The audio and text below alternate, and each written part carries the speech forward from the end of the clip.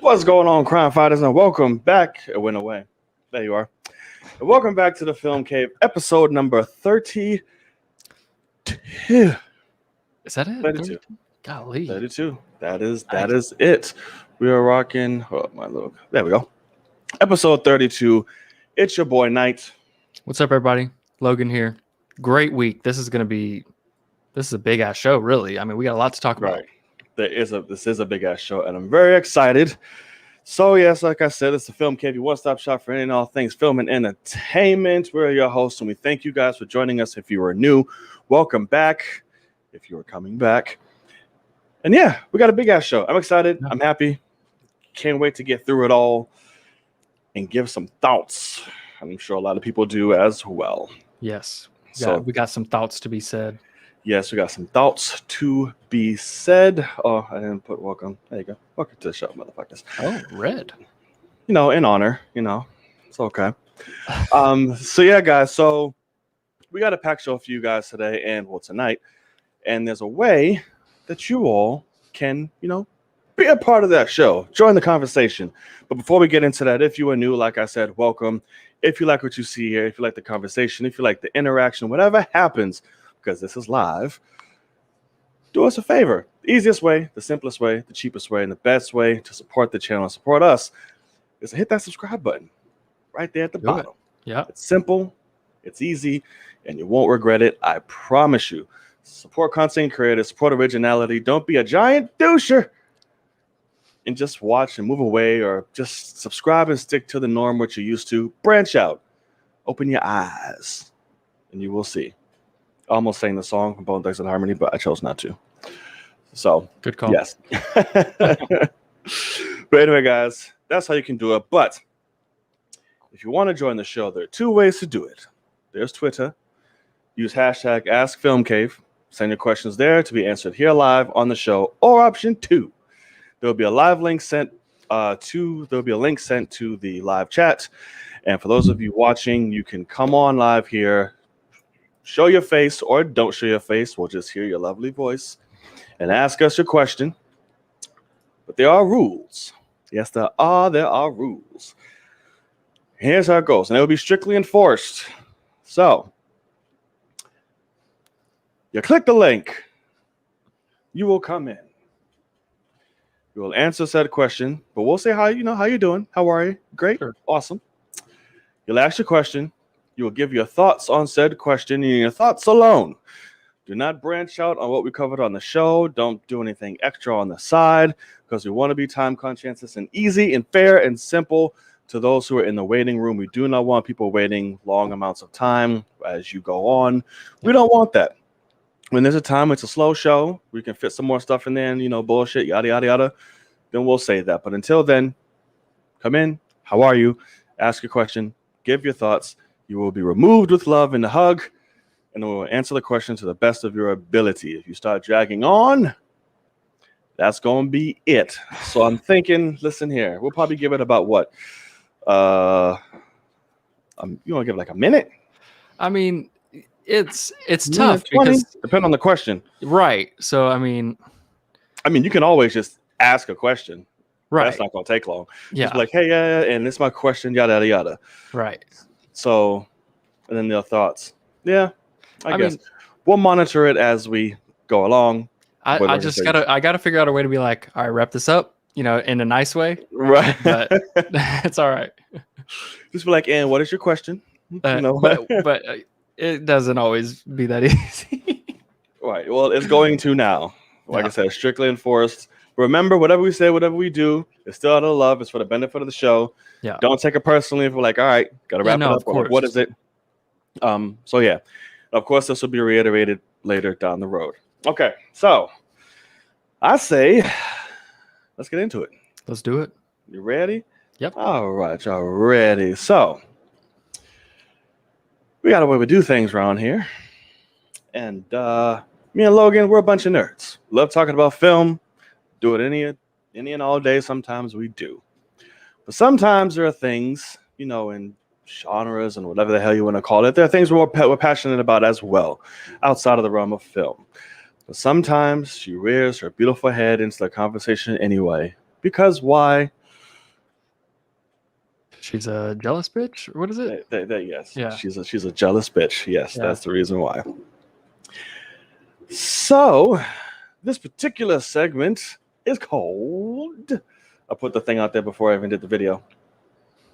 That's because my thing's being stupid. It's what happens when your laptop sucks. No, did he just freeze? Oh. Did I? Whoa. Why is that there? Yeah, did you just lose your pro status? Shouldn't have. I did it today. I will kill somebody. Oh, it's clicked. Oh, gotcha. No, it's not. Oh, yeah, it is. Okay. There we go. Good deal. This thing is reacting slow and stupid. Oh. Dear God. Can you imagine? Did you just lose your subscription? Look, I clicked the video. Lord have mercy, Jesus. The world is spinning. My laptop is slow as ass. And it is out there in the fucking world. Oh, man. Oh, 32 dear. episodes. We're doing great. Super professional here. Amazing. Film cave. Yes, poor laptop is struggling. Absolutely. GoFundMe, I'm accepting Kickstarters, GoFundMes, anything you want to do. Cash App, I'll link in the description box. Anything. Let's get him a laptop fund going. Right. John's laptop fund. That's horrible. All right, sir. There's a particular fashion in which we do this here out there in the world. And, sir, what kind of fashion would that be? It is the fashion of traditionary. Good, sir. You got damn right. Traditionary fashion. In that traditionary fashion, Sir Logan, is there anything you'd like to lead us off with? I mean, yeah, first thing I want to talk about slightly, it's I don't know how big of a deal it is, but it's pretty frustrating to me, and that is the absolute choking that is Team USA currently. I've heard. So they actually lost their first 2 exhibition games. First to Nigeria, I think, and then to Australia, which that's nice. It's kind of unheard of. It's pretty ridiculous. They did win today against Argentina by almost 30, so like good for them, I guess. Okay. But it still doesn't change the fact that like they got dominated by Nigeria. I think they had 33s or something. Like it was some ungodly amount. And they were just Steph Curry's in there. I don't know, and also what's so crazy is how like soft all the NBA guys are. Like, because FIBA refs don't call the same fouls that NBA refs do because rules are different. And our guys are just flopping all over the place, just losing the ball and shit. And it's just it's ridiculous, and everybody's laughing at them. So get your shit together, Team USA. If we don't win gold, it is a failure, and you failed your country. So let's go ahead and get to the Olympics. Stop fucking around. I mean, here's also the thing. And this is why it's stupid to me. It's like you already went into this season fast as hell, rushed completely. Sure. No complete time, do whatever. And those same people that got eliminated, you're going right back into the shit. Give your body fucking time to rest and recover. That's always how it is. Huh? That's always how it is. Obviously, getting back into the season is quicker, yes, but like right. So there was no proper rest time to build anything. It's like fast ass season in it. Season's overnight, right back into it. Lisa had the thing is different. They had like a whole year and some change over to like do it. They didn't with COVID. So I'm like, I'd be like, no, I don't want to fucking play for USA. We'll be fine. If we lose, hey, we lose. We've been winning. It's fine. But I'm like, I'm sitting like when I saw Katie's ass playing, like, what the fuck you doing? Like, why are you playing? Sit your ass down. Like, it's his job. He has to. He has not. No, he has not. If KD did not play, oh my God. Is LeBron playing?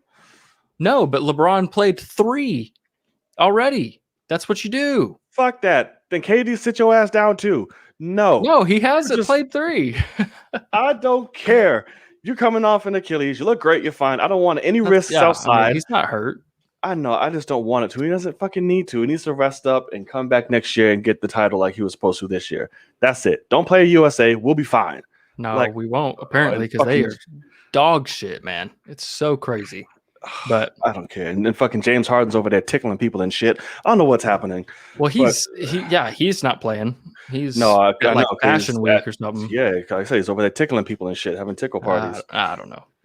So but, I don't know. It's well, good luck USA, I guess. Yeah. You got anything? Looking up now, I believe so. Oh, so yeah. Found interesting. Matt Shackman, whatever the fuck his name is directing the new Star Trek film, which is great. I guess, WandaVision and a lot of Emmys will do that to you. Yeah. We'll do that to you and do that for you. So is it like a continuation? Is it like the fourth one, or is it something new? They're bringing back Chris Pine and the whole cast, apparently. Damn. The power of Disney, I guess. Holy hell. Like, here, our director, he's nominated for this. Is Star Trek Disney? No, I'm just saying, like, because they hired him and he's WandaVision's doing all this. So, like, okay, we trust you, we'll all come back. Because that wasn't the case for a while. Not everyone was coming back. Chris Pine was like, yeah, fuck you. Bye. Well, I mean, I don't even know how much I want him back. I don't know how much I care about this cast, but that's okay. I mean, I love the Star Trek movies. They're fine. They're nothing special, I guess.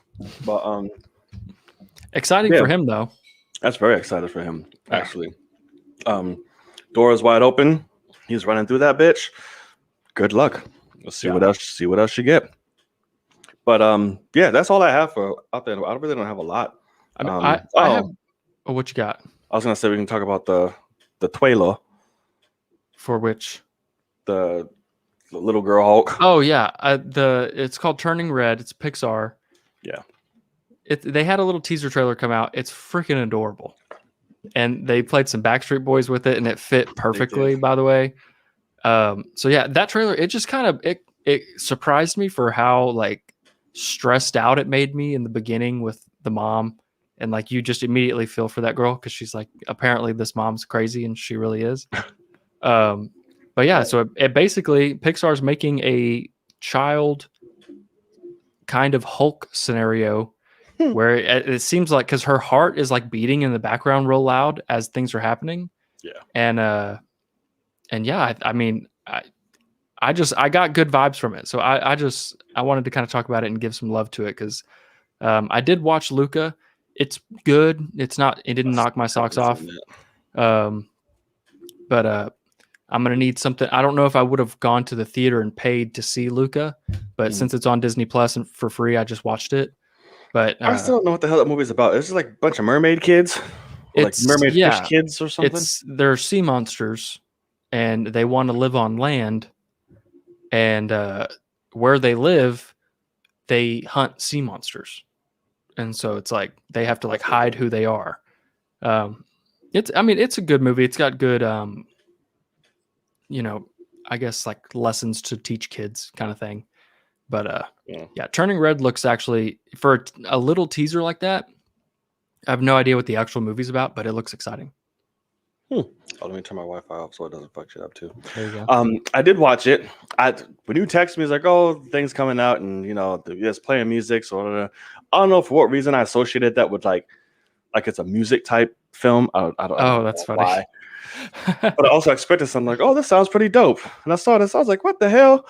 But I mean, yeah, it looks fine. I guess it looks cute. Like you don't like animated movies, so I was just like, with that one, it's just kind of funny. Yeah, I do. You very rarely watch animated movies. You're always like, if it's ever animated, you're like, But well, I guess it depends on what it is. Right. I mean, you watch blow my socks off. You watch Soul, but that's more because it's Black culture, not because it's animated. You were just about that live.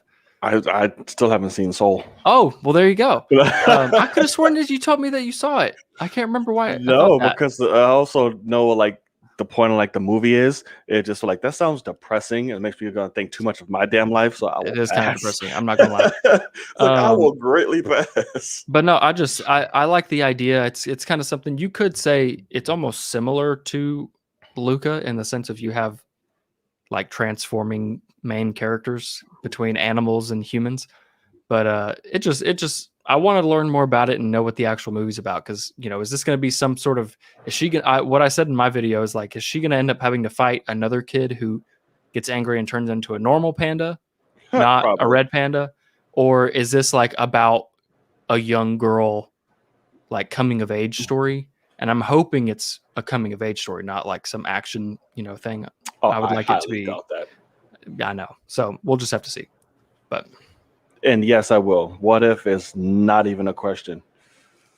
oh my god, yeah. Yeah. What if for sure? We'll talk about the trailer here in a little bit too. So Yeah, um, that's not even a and then thing. are we gonna like talk about the Emmys as like a whole? Because I've got something I'm upset about. We are talking about Emmys. Yes, we are. Okay, then I'm good. I'm done. But I'm curious now what that is. I think you'll be right on the same page. Oh, okay. Yes. Let's see. Oh, okay, maybe. Okay. As in hashtag pointless. As in hashtag why the fuck did you give it to that guy and Oh not yeah, okay. another guy? Yeah. Oh, cause see, I haven't looked at a full list yet, so I'll see what's going on. So I mean, think that might upset me now. That okay, if I think what we're thinking, but yeah, go ahead. but yeah. So let's get into said trailer. Now this is one I did not watch. Oh, which one? Which one? There's another. What are you talking about? What if? You haven't watched the What If trailer? Nope, didn't want Why to. not? Didn't want to because I want to go into that shit as blind as possible. I saw the first one. Really? That's all I need. Gotcha. I want the what if stories to be like, oh shit, oh shit, oh shit. Like I don't want any hints. Right. I got spoiled a little bit with the Killmonger and Tony thing. I'm like, fuck. I'm like, okay, fine. But everything else, I'm like, I just want to go in and see. So I stayed clear. Gotcha. I did. Don't know if that was the best thing in terms of, I got to talk about the shit. But yeah. So you can let me know what you thought about it. Yeah, I no, have my speculations and shit, but and I'll try not to spoil anything, but no, I'm so excited for What If, which is interesting because when they first announced it, I didn't know what to really think of it. And we'll get into Loki stuff later, but I'm kind of on the train now that there's a possibility that with where Loki ends, and they're obviously teasing, good old Owen Wilson's about to go burn TVA to the ground. So without the TVA there, I think that could then explain, like, here's all the what if stories that have just been caused by not having a TVA around to, keep the sacred timeline going in a particular way. So like, I actually think that these what if stories are more integrated into the MCU than we're expecting. Even to the point, I guess I won't spoil anything, but I even think that there's a possibility that there is a Loki episode of What If, and I think we might get a tease of that in Loki, in a live action way. So I'm interested for sure. I was talking to my cousin about it because there's certain shots that you see of characters of like, here's one character in a What If scenario, like Captain Carter, Peggy.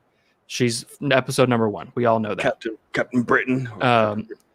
In the trailer, she's called herself Captain Carter. Okay. So I was surprised by that too. But you see another shot in this trailer of her with another what if character that like is not MCU storyline, and so I'm wondering if these are all actually connected in a way to where we're actually in one timeline and all these different scenarios are happening in that timeline, if that makes any sense. Like, so we know like T'Challa's Star-Lord, and I'm wondering if that's the same timeline as Captain Carter. And obviously those won't be connected because of time period, but like my cousin and I were talking about what if we get like an Avengers level event with a completely different group by the end of What If. So cool stuff. I'm super excited. The animation looks incredible. And I wish you would watch the trailer but I'm never going to tell you, if you don't want to be spoiled at all, that's perfectly fine. But it's pretty cool. Tony and Killmonger, looks interesting for sure. I would have never thought to put those two together. Right. But it sounds pretty dope. So Yeah, and it's you know Chadwick's last performance. So that's going to be interesting. So when those reactions come out, whenever his video, whenever his episode pops up, there's a reaction. Just expect it to be rough. That's all I'm gonna say. The trailer ends with like a small scene of him just talking, nothing like heartfelt or anything. He's just talking, but like hearing his voice, it fucking hurts, man. Like, because he only has like the most soothing voice of all time already, and then now it sucks. But no, I'm with you. So so that's gonna suck. So y'all make sure y'all be on the lookout for that. But no, I'm extremely excited for this. I love that idea, and I would not be mad if that was the case about the timeline. Because maybe when Sylvie fucked it all up and blew it up, and then was magically just solved in an instant. Maybe during that happened to that time, maybe, or one of those periods. Right. Who knows? But I'm very, very interested to see where that goes. But I'm excited. Like I said, the animation is sexy as hell. When does it come out? August? Yeah. So pretty soon. I think a month. A month is when it starts. So I'm here for it. And then after that is what? Hawkeye? Miss Marvel. That's right. I keep forgetting about Miss Marvel. That's just been quiet as hell. Well, that's the thing. I mean, it's kind of funny because what I was going to say about that Turning Red teaser is that movie doesn't come out till March. And so I was thinking about how different marketing campaigns are. Like MCU, their marketing is so much harder now with Disney Plus and how many movies they're doing, because what's the MCU's March movie? Doctor Strange. We haven't got shit from that, and we haven't got shit from the December MCU movie yet. So like it's just crazy that like we get a teaser trailer for a Pixar animated movie in March and haven't gotten one for the MCU in December, and that's probably because Miss Marvel also comes out prior to that.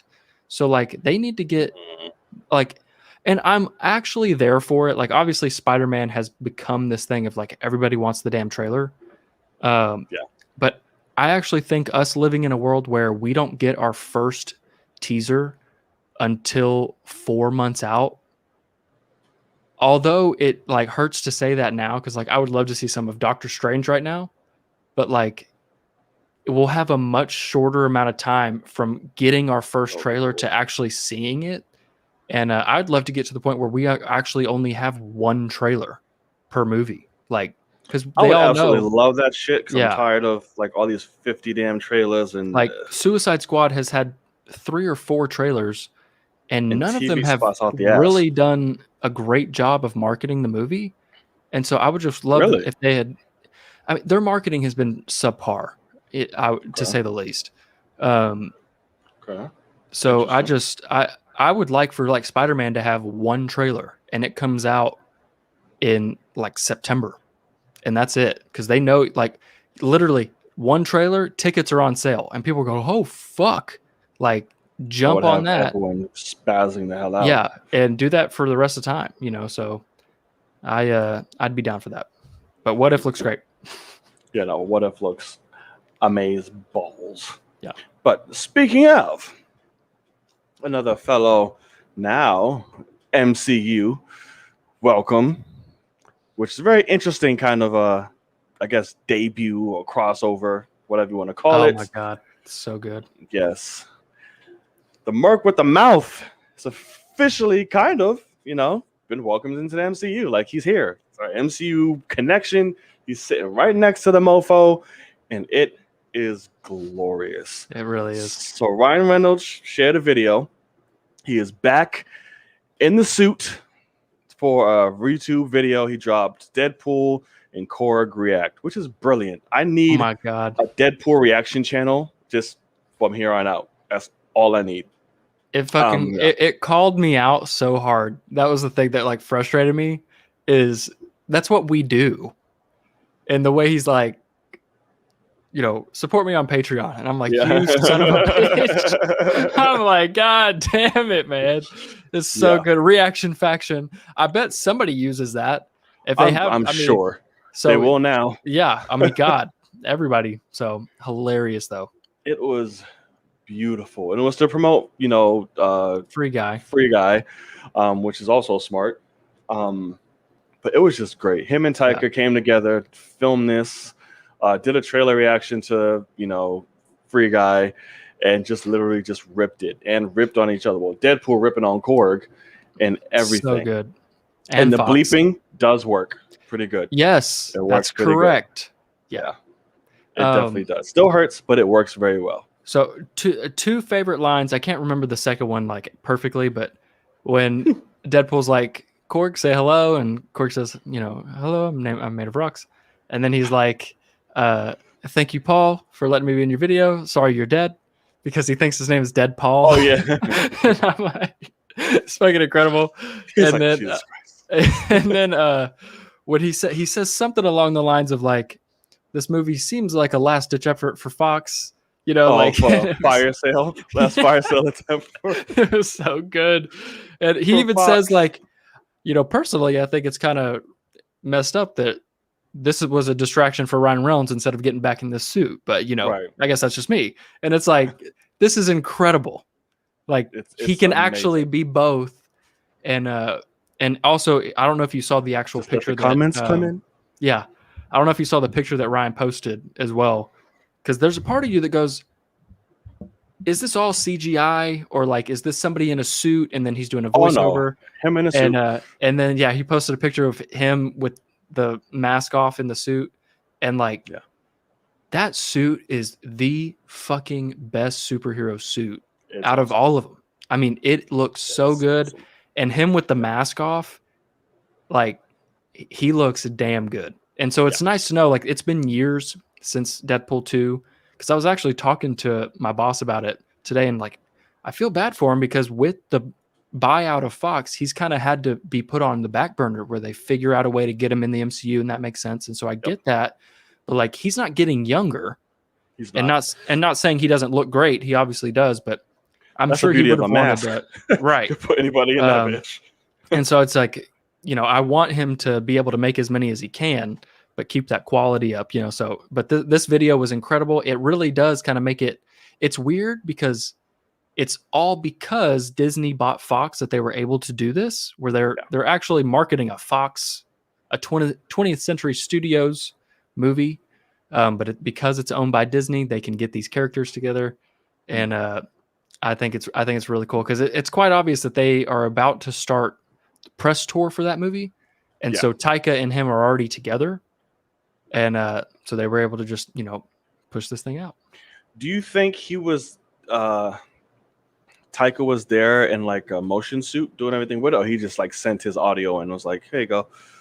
It's possible that he wasn't, but I mean, I don't know. Maybe not, because I guess they could have posted a picture with both of them if he was there on set.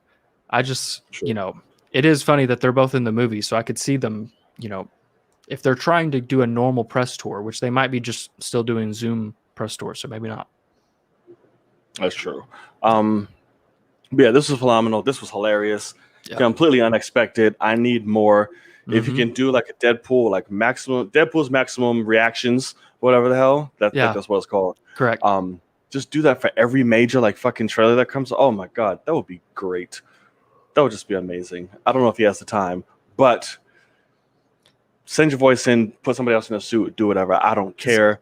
Can you imagine a Deadpool reacts video after all of the Disney Plus shows end? Like after WandaVision, he does like a compilation reaction where it's obvious that they just cut it together in a way, but it makes it look like he's watching all the episodes. And so he's like, the fuck is this like 50s sitcom? And then also, but it's like he's sitting there watching it and just hearing him just dog it all throughout for every single show. Like, I mean, I could hear the hilarious things that he said for Falcon the Winter Soldier, of like a little on the nose there with the race thing or something. I mean, like he could have some hilarious hilarious comments. And then obviously Loki, he'd be like, damn, I wish I was in this show. Kind of thing. So I don't know. I think it would be genius if they wanted to do that, because just keep that set. I don't know where that set is. That was perfect. Yeah.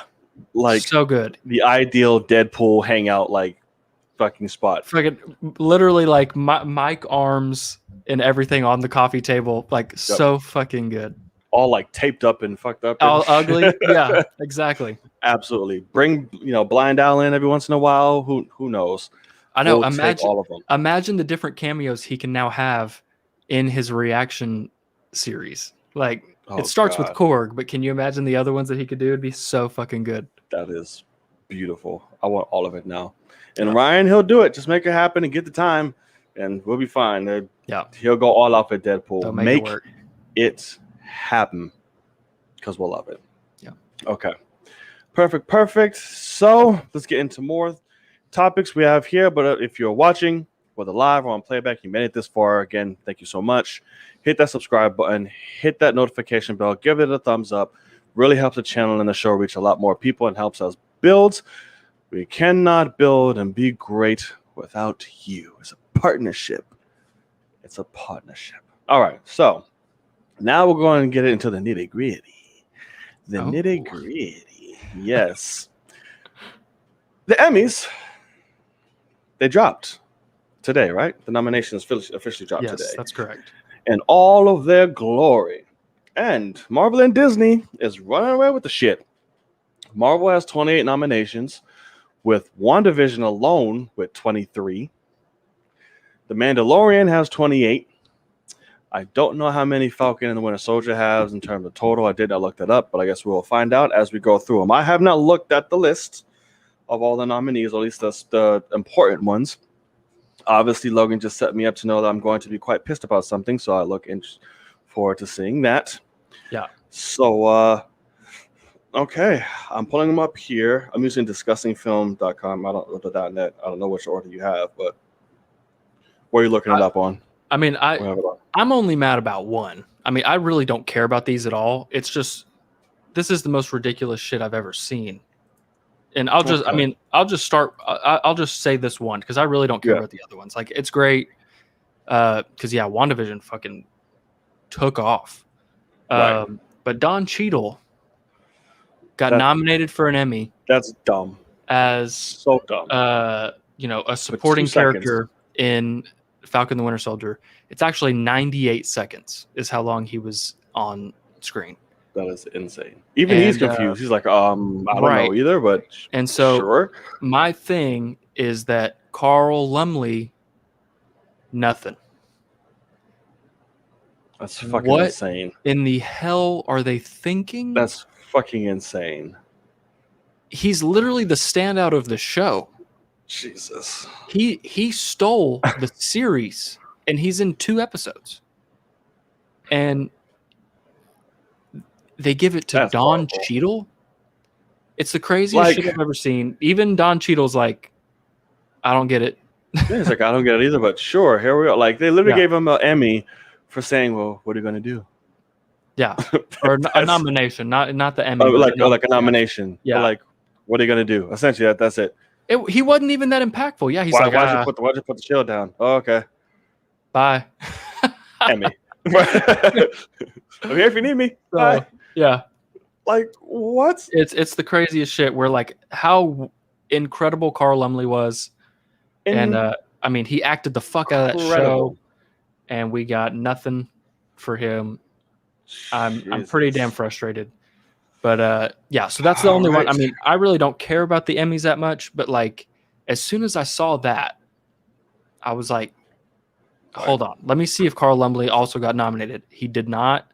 What the absolute fuck? So that's where I'm at. That's really dumb. There was like we gave you all enough with Watchmen. Now I just get this. Well, it's like, I mean, I look at like Paul Bettany got like lead, like a nomination for being lead. Great. I don't know if he acted that incredibly. Like, I think he was good. He was good, but like, I would say Carl Lumbly acted better than him. Oh yeah, as a supporting role. Yeah. and he got snubbed. But the lead guy, I don't know. So anyway, do you have a list in front of you? Yeah. So I'll just run through it and we'll give because a lot of these shows I don't give a shit about either. Right.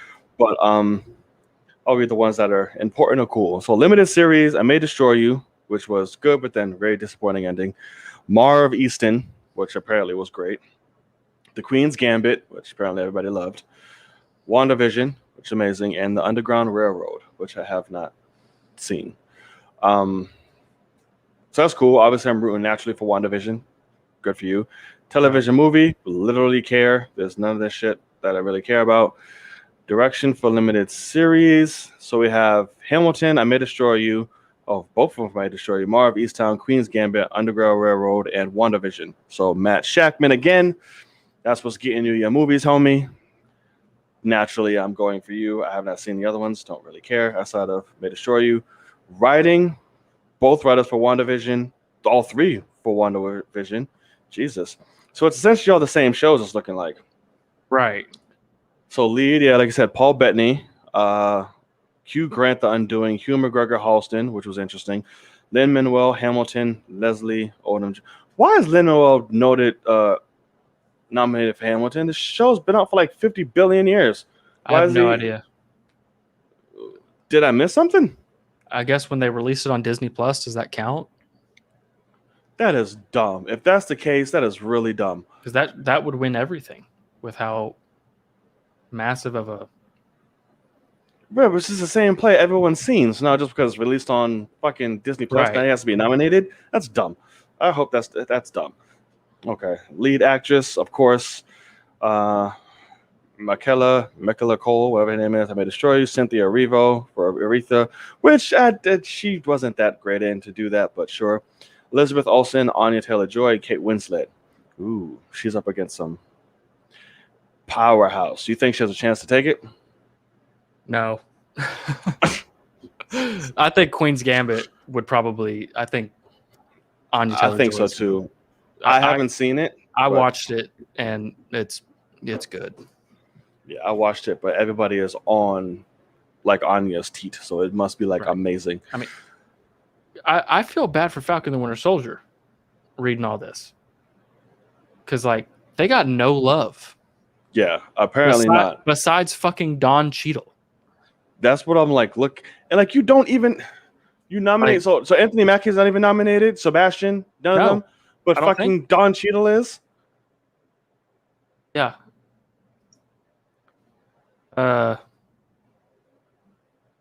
See here. I'm not seeing it. See all these fuckers for Hamilton. That's been 20 years old. You could have got that to. Could have gave that to fucking Carl Lumley. Evan Peters, Mar of Easttown. I haven't seen it, but he's amazing. So I'm sure he was great. And this is the thing. So maybe they're trying to say, no. They're trying to say that Don Cheadle or Carl Lumley doesn't count for this because he got nominated for Outstanding Guest Actor in a Drama Series. I would put Carl Lumley in that. Yes, because Carl Weathers got nominated for The Mandalorian. And Carl Weathers is a straight up supporting role in that show. And then also Timothy Olyphant from The Mandalorian, the guy that was the fake Boba Fett. There. Okay, I'm getting down to that area now. Drama series is interesting. The Boys, Bridgerton, The Crown, Handmaids, Lovecraft, Mandalorian, Pose, This Is Us. That's a lot of good shit. Yeah. Jon Favreau, The Mandalorian, Steve Canals, Pose. Really great shows. Lead actor, Sterling K. Brown, Jonathan Majors, Lovecraft. Okay. Oh, that Bridgerton fuck that everybody gets wet over. Uh-oh. Oh, my God. It's not Billy Porter, Matthew Race. I hope Billy Porter wins that, to be completely honest with you, because he's fucking amazing in Pose. So I really hope he wins that, to be honest with you. Lead actress, Elizabeth Moth, MJ Rodriguez, Journey, Smollett, Lovecraft, Olivia Colman. Oh, well, fuck. Well, she won. She wins everything. She won. Jesus. That's hilarious. Supporting actor. Okay. Michael K. I don't Williams, think we need to just read down the whole list. Yeah, no. I mean, I'm trying to see what's cool. I mean, these are really fucking interesting. Guest actor. Yeah, Don Cheadle, Timothy Olyphant, Carl Weathers. That's so isn't that weird? Interesting. Like, what are they like? It's almost like they got the wrong older black guy. Right. Like they were like, oh, like shit, this was him, right? That was him. That wasn't Don Cheadle. Like that's so weird. They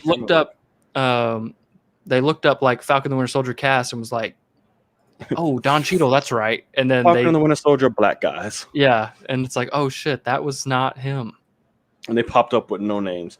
I can't believe they're literally not nominated for that. Like, this is so stupid. Because I mean, I don't know.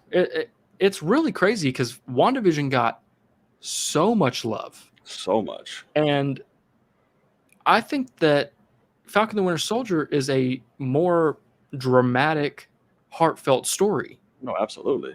So it's very interesting to me. I mean, I think Falcon the Winter Soldier is probably actually a better show overall. So I saw somewhere I thought Catherine Hahn was nominated. She is.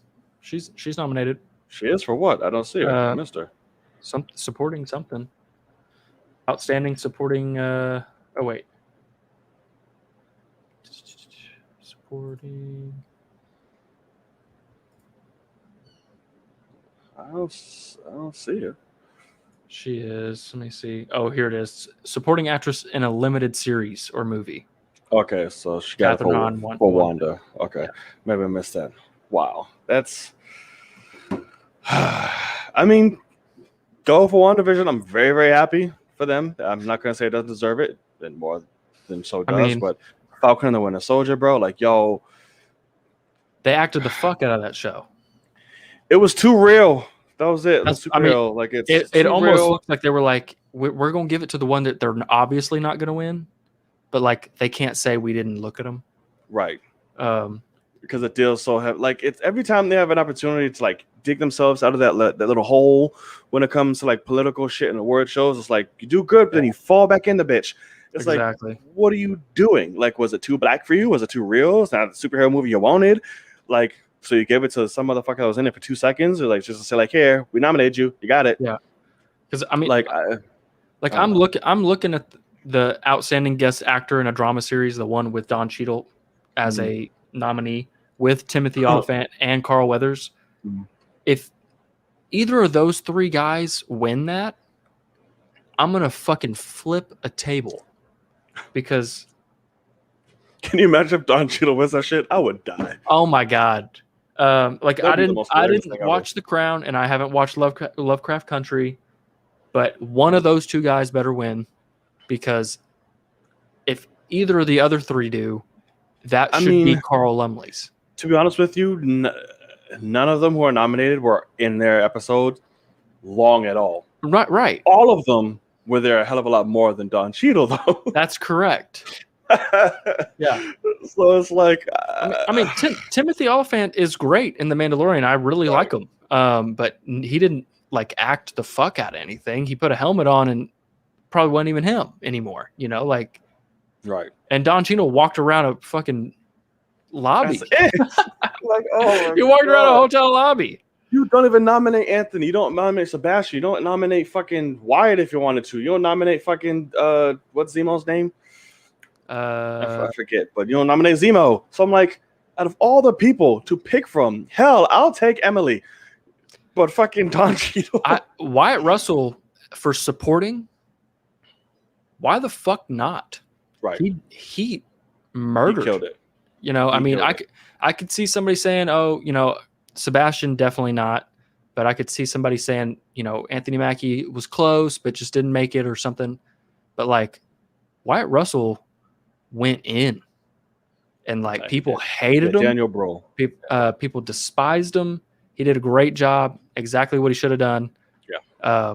No love. So give it to Carly before fucking Don Cheadle. And yes, Don Cheadle's getting his own show on Disney Plus. Yes, he is. Armored Wars. This is. My camera looks crooked and like weird and slanted. Like, is it, or am I just like stupid? Crooked, weird, and slanted? No. Yeah. No? Okay, it looked like it. So I was like, what the fuck is this? But yeah. So as the Emmys, that's dumb. We'll see. Can WandaVision break the record that Watchmen holds? Who knows? Not a chance.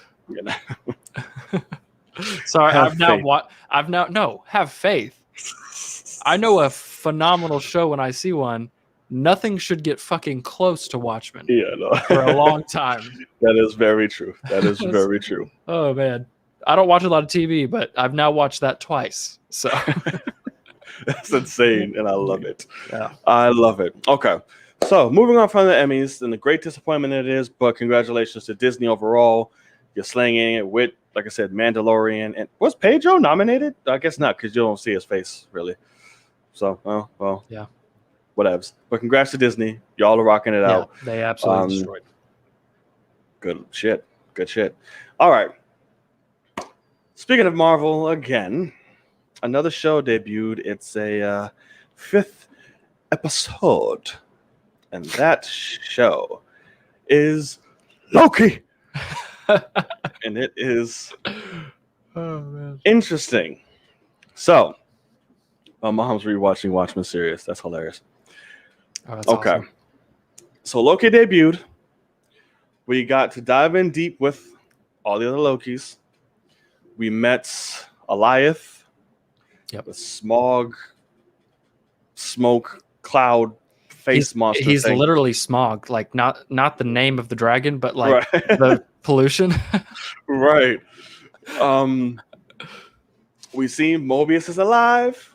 Yes. That judge bitch needs to die.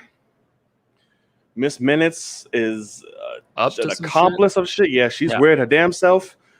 A lot of good moments for Sylvie. We learned Loki developed a new trick. All of that. Classic Loki is a fucking G. Classic Loki is just straight up legendary. I mean, so good. Richard E. Grant. So good. Oh my God. I appreciate you. I know you're watching. Yes, thank you of course he is. for saying yes to this insane role. They threw you in the pajamas and you rocked that fucking shit for a whole episode, and you ended up being glorious purpose indeed. Yeah, one of the best things Marvel's ever done. It was incredible. Yeah. So for sure it was. And we got a little bit more like tenderness, coziness, with the Lokis, Conjuring some tablecloths. Right, some tablecloth, exactly. We're at a very tender moment with Loki and Mobius, which really fucking hit me. I really loved that moment, actually. No tears came out. It's not that emotional, but it was really great. It felt good to see that. So embrace and then the friends. Sylvie that you're my favorite. Right, you're my favorite. Yeah, I know. And Loki's hugging, thinking that he's talking to him. It's probably thinking of him, right? Like, oh, am I? Okay, yeah. Love it. Like he's like, I know. That's why we're hugging. And it's like, oh. Right. We saw President Loki. We did get him, and all the Lokis just literally backstabbing each other. Alligator Loki, who was apparently the standout of this whole episode because everybody loves Alligator Loki now. Yeah, he's everyone. He's a phenomenon. He is a phenomenon because that's what? That's Baby Yoda. There was somebody else right after him. Baby Yoda. Who was it? Or what was it? I'm trying to think what you're thinking of. What was the other cute little thing that everyone took the world by storm and was like, oh, Baby Yoda, watch out? I'm thinking, what's terrible is I'm thinking of Babu Freak from episode 9, but I don't love him like Baby Yoda. He should have been loved. He should have been loved greatly. Yeah. Or the best thing of that fucking movie. Garbage. Yeah. Well, now Gator Loki. Somebody tell me in the comment section. Think something. Because after Baby Yoda, there was another. Oh my God, this is cute as shit. What is this? And it was like the newest thing for a while when it came out. Somebody tell me. I don't remember if it was from a show, a movie. Yeah, I can't remember. I don't know. We'll damn. Yeah, somebody name off all the cute shit that dropped this year, whatever. So we got them, and that's pretty. And then we find out the void is opened. We find out where they went is a void, space and time, where all time just converges, and it's just there. Behind there, that's where whoever is behind the TVA lies behind a void in time. So after they did the whole, enchantment of Smog, Eliath, yeah. It opens up and there's a fucking castle castle there. Yeah, I was trying to think of fucking Hogwarts. That's what it looked like. Yeah. It's fucking sitting behind the cloud, and then they walk off, and then of course a face of black. No after credit scene either. You fucking No pieces after of credit. shit. I expected it. I thought it would. Just like WandaVision, after there was one, they always had one. No. Yeah. Nope.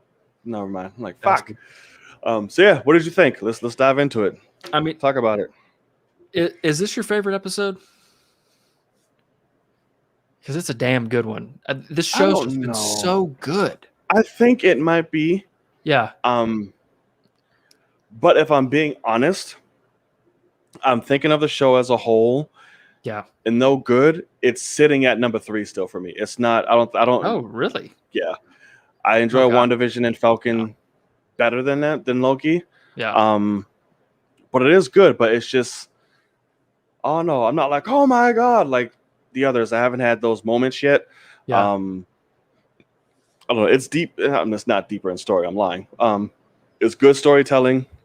But yeah, it's my top 3. It's my third right now out of the shows, for sure. But yeah, sorry. Go ahead. I mean, just to go off that, obviously this finale, whichever way it teeters, if this finale sucks ass or like, I swear to God, then things will change. But this is easily my favorite show of the 3 so far, just in terms of quality, in terms of we had episode 3, I think, that seemed like it was like, filler. Jesus, yeah. But still, it had like good moments and it kept the the themes and everything. But this show's been awesome. But no, this episode's freaking great. I love Sylvie prunes herself. She's a fucking badass. She is. And when I tell you, Sophia DiMartino, this was the finest she looked all season. I don't know what changed. So she's getting prettier by the episode. Bro, I was thinking the same shit. I'm like, what's happening? She looks so good. Because it's like, listen, aging is beautiful. So what I'm about to say, don't say anything. But it's like the first episode, okay, but in the second episode, it's like she's looking kind of like oldie, like a little bit. But then as the episodes went on, it's like, what? What's happening? She looks so good. Yeah, I don't know what's happening. So yeah, but yeah, this episode's great. I love what they did. All the Easter eggs that we got in this episode. We got a giant yellow jacket. Yeah, we got a Throg. I missed that. The yellow jacket. I missed it. Or the Wasp or whoever it was. Yeah, no, it's Yellow Jacket. It's like if he got Giant Man tech. And I mean, his helmet's like the size of like what Ant-Man was in the final battle of Endgame. Like big motherfucker. And I think it's like the first wide shot that we get with all the Lokis, like right when they're when they take off walking. It's right there it's in the bottom left corner. But yeah, so we got Throg, which was great, trying to get to Mjolnir, jumping in that jar, and Chris Hemsworth screaming. Yeah. We even got at the end, or we got Thanos copter, which was hilarious. That was funny. The big thing for me that I thought was the coolest one of all of them was the decapitated three-faced thing. What's the name of it? Oh, now I'm he's the judge of the multiverse, and I can't think of his name. You don't know what I'm talking about? No. Thanos almost met him in Infinity War, and now I can't remember his name. Somebody will say it before me. Three-faced Marvel character, Living Tribunal. Yeah. Oh. So he's like one of the most powerful beings in Marvel history, and he's decapitated behind them at the beginning of like that final battle. You can see his head is just sitting back there, like while they're holding hands, like enchanting everything. And I mean, it's the size of like a house, but he's the thing that basically like he judges you to see if you're guilty or not with like fucking with the multiverse. And if you are, you're just gone. And like they were going to have Thanos meet him in Infinity War at one point, which is pretty crazy. It could have been after he did the snap, I imagine. So pretty cool. But yeah, I loved so much about this. I wish it didn't fucking end. Like if there was one that I should have waited to watch and watched it an hour before the finale premiered, so I could just watch it like a movie. This was it. Because the way it just fucking cuts to black as they're walking towards that portal, Pissed those me off. I'm like, bastards. Jesus. Yeah, it's so good. Yeah, it's really fucking good. I loved the little moments we had with all the Lokis. And it's funny because literally every one of the Lokis achieved what Loki couldn't and was trying to. Like Bolswell got the Infinity Stones. Little one killed Thor. Yeah. Fucking Classic survived Thanos and lived out his days and was like chilling. So it's like I really loved that, and Loki really grew a lot in this episode. Like being around all those Lokis and seeing presidents, like this is fucking ridiculous. Like, yeah. Oh my god. President gets turned on. Boastful Loki turns on them. A hand gets eaten. It is a lot. Batshit. Yeah, that scene is batshit. Yes. But it does do so. like, because I will admit that's a scene that like weirdly, with how serious the episode is, all of a sudden we hit that and it's like it just kind of goes party mode, and and he's like tiptoeing, dancing around people and stuff. I'm like, what is happening? But it does. I think it's really meant to show you what development as a person, I guess you could say, our Loki has had, whereas these other ones literally have been in this void for who knows how long, and they haven't grown at all. And so like that's pretty important, I think.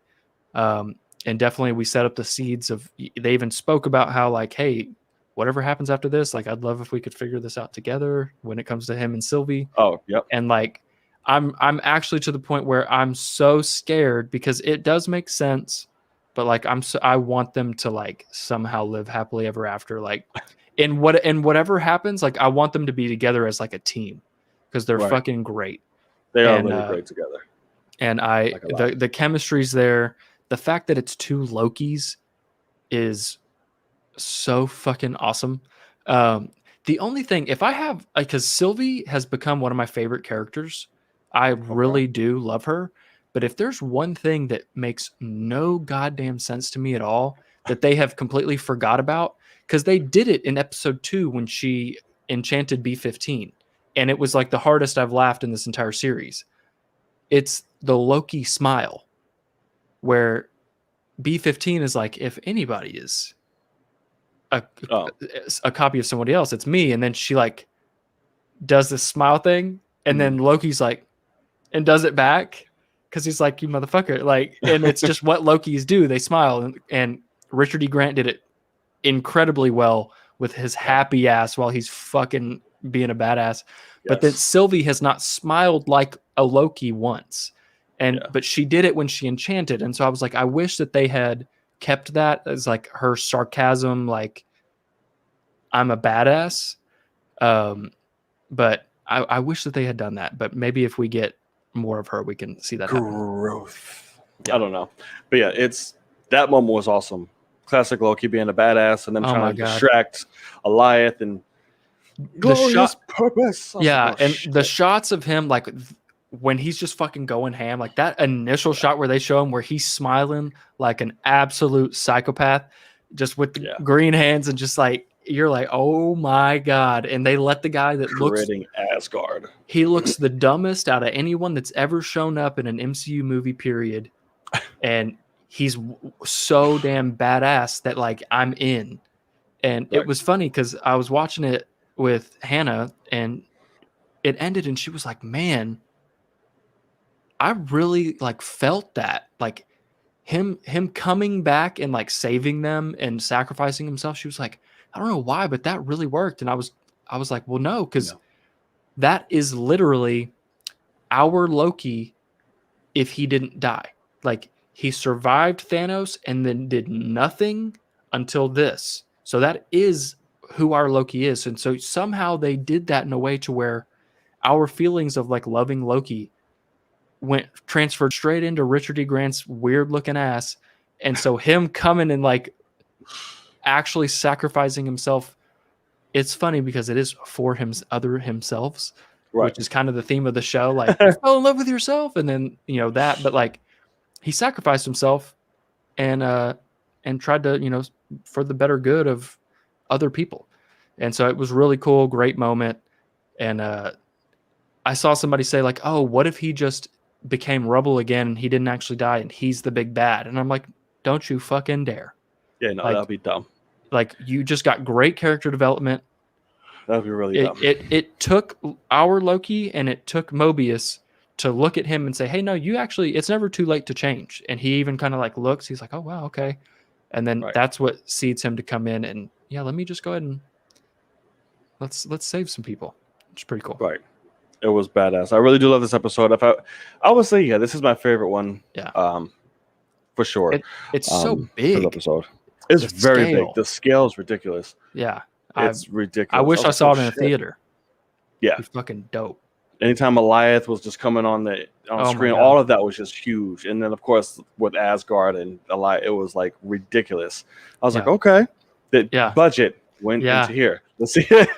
and that's what's funny too is like I was one of the producers of the show is on Twitter, and this is what I like. If there's one thing the internet has done for us, because internet's garbage, and terrible for society, but there was there's a producer that was like, all right, episode's been out for a couple of days. I'm gonna live tweet it, and he was live tweeting like the making of, and anything that was outside on that planet was all in one like small warehouse room, and they brought in a ton of dirt and just made some hills, and then they would just they would take props away like rubble and like put new rubble and then shoot it from a different angle to where it looked like you're on a different part of the planet every single shot. But that whole thing was filmed in like a small like warehouse.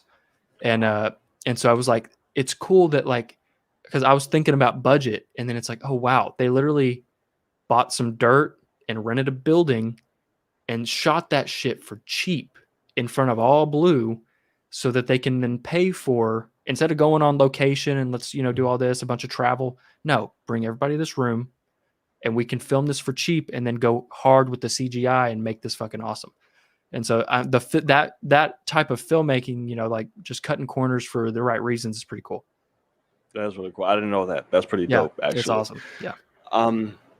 Expectations for tonight. I'm so scared. I'm fully fully convinced no Kang. I do think it's a Loki. We haven't met him yet, but that'd be so fucking stupid. It's a thing of, I think we could get a Kang after credit scene, but I do think that, because apparently this has been confirmed by someone, that there apparently will be a season 2 of this show at some point.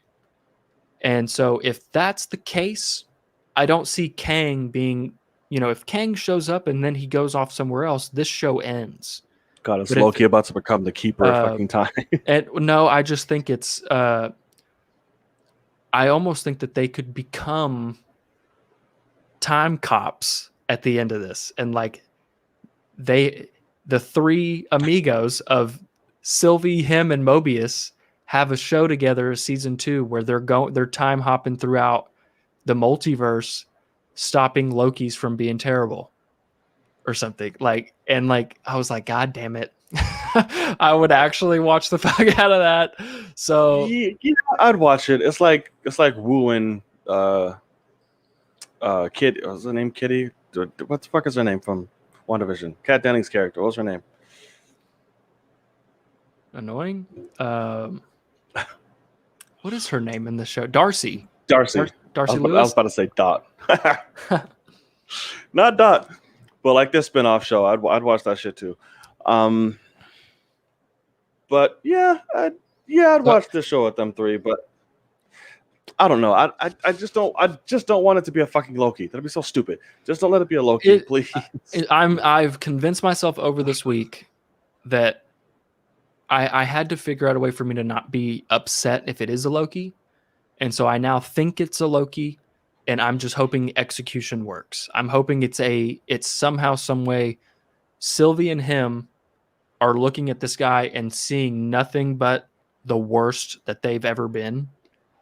And them like coming together and saying like, we're more than that. And like doing this thing of, let's take him out, whatever it may be, and then that unchains the multiverse and allows for what if to take place. It's kind of what I'm thinking. And I don't want to spoil anything. It's really not a spoiler, but like, because you used the picture for your watch along last week of the shot that we haven't seen yet of King Loki in Loki. Oh, we haven't seen that shot yet, and all these people are like, "That's the big bad Loki," and I'm like, I don't think so, because that looks like Asgard.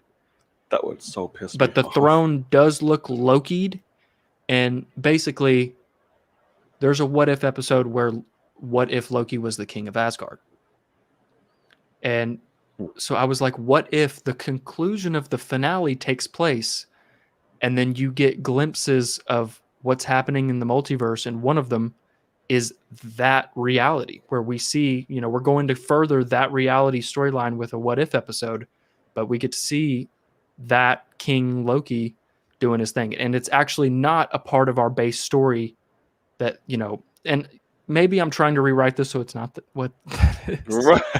I'm trying, but because I also had a fantastic idea last week right after the episode aired where I was like, it's fucking Kang, and here's how they could do it and make it super heartfelt and like awesome for the story. Saw something like that. And now I'm like, it's Loki, and I just want them to execute it well.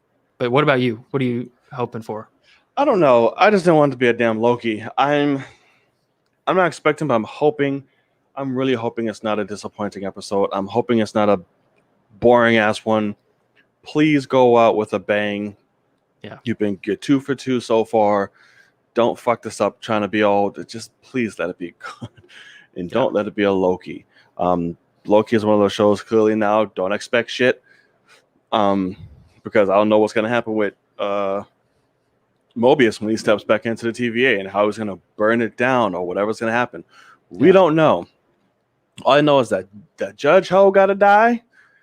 And don't let it be a Loki. Don't be boring. Those 3, I'm good. Maybe she Judge bitch dies, and then Kang comes out of nowhere and shit. It's like, what the fuck? I don't know. But just make it good, please. That is it. But all right. So that was Loki. Let us know what you guys think in the comment sections below. If you're watching us on playback, let us know if we missed anything here in the live chat, and we'll definitely cover it within the last few minutes of the show. We'll keep the conversation going there. Again, before we get to our main topic of the evening, if you're still here, if you made it this far, hit that subscribe button, hit that thumbs up, hit that notification bell, and everything will be all right, and you won't be disappointed, and be a lot of fun. So keep up with the show. So a little independent movie dropped. Teeny tiny, and it's doing really well, as expected. Black Widow. So Black Widow debuted, and now I want to get this with a little bit of structure on how we're going to get into this, so we can give our overall thoughts of the movie, and then we can break down the characters and go through there what we like, what didn't work, all type of shit like that from there. Keep it more structured so we'll know what we're doing, what we're talking about, and we're not running all over the place. So I don't know how this is going to look in front of us. Oh, that's pretty big. But okay, well, just gonna move up. Boom, moved over. Okay, so Black Widow. You're gonna keep this up the whole time? No, Okay. I'm not gonna keep up the whole time. It's cool that we can do that. It's cool we can do that, but I kind of like that too. But Black Widow came through. How much did it make over the box office? Like 2 something or something like that. It did really well. Yeah. It felt good to see a Marvel movie in theaters again. My theater was boring, so I was kind of upset a little bit. I need motherfuckers that are clapping when the logo comes on. Right, we had none of that. Yeah, no, I was like, oh, fuck y'all already. Y'all don't need to be here. So yeah, overall of the film, before we get into detail and characters and shit, I really loved this film. I really had a great time. I'm surprised. The more and more I think about it, the more and more I see it, and see people's reactions and things like that. I really love this film. It surprised me how much I did. Um, I really liked the story. The action was really fucking good. I really enjoyed the performances. Um, and yeah, I just had a really good fucking time. And I really wish this came out within the timeline that it should have, Yeah, instead of late and after her would death. have helped a lot. It really would have helped a lot. Um, but it's good. Certain ways they worked into things in future, and just the Easter eggs and connection, which was cool and fine. But overall, I really, really, really enjoyed this film. I'm gonna miss ScarJo. This showed me how much. She was fucking a badass. But yeah, we'll go into this. What are your overall thoughts before we get into all that good shit? Yeah, I do not feel the same way. This is definitely in the bottom tier of MCU movies for me. Like, Oh, sweet Christmas. Oh my. very like not great. It's not a terrible film by any means, Mhm. but this movie really frustrated me a lot. It um, Ooh. throughout the whole thing, it really felt similar in I think it's better than Captain Marvel, but similar to Captain Marvel in the way of it seemed like the director was really struggling to keep a handle on things, and it was just struggling to get. We just got to get to this moment and get to this moment, and flipping back and forth between, um, are we family? Are we not? We're sisters, but like now we're arguing, and it was just this thing of they were trying to get this feeling, and it just did not work for me. The action is good. Um, I don't hate the Taskmaster change necessarily. I think execution is a problem. Um, but overall, Yelena is the best part by far. So many people love David Harbour. I couldn't stand him in the movie. I thought he was so annoying. We'll save your specifics when we talk about them. But overall, though, it's definitely in the bottom tier for me. And yeah, no, I thought it was a pretty big miss. Wowzers! I cannot bottom third. I cannot get that at all. Wowzers! The opening for this movie is incredible. See, and I thought it was so boring. Like that's the thing. Oh my god! Everybody that I was with was like, the opening credits. We were sitting there going, "Hurry the fuck up!" Like the song's good, and that's it.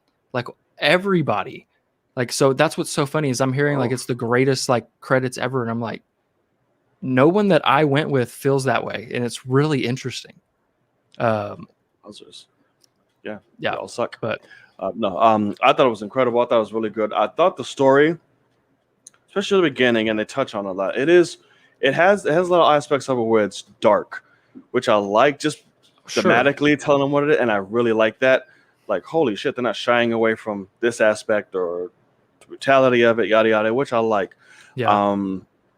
Like I said, the story for me was good. I thought it was on pace. I wasn't confused. I wasn't bored. I didn't feel like things jumped out of nowhere. It was fast paced, all except for the family part. When everyone's together, then that's when it kind of slows down a bit, and then we go back for our finale.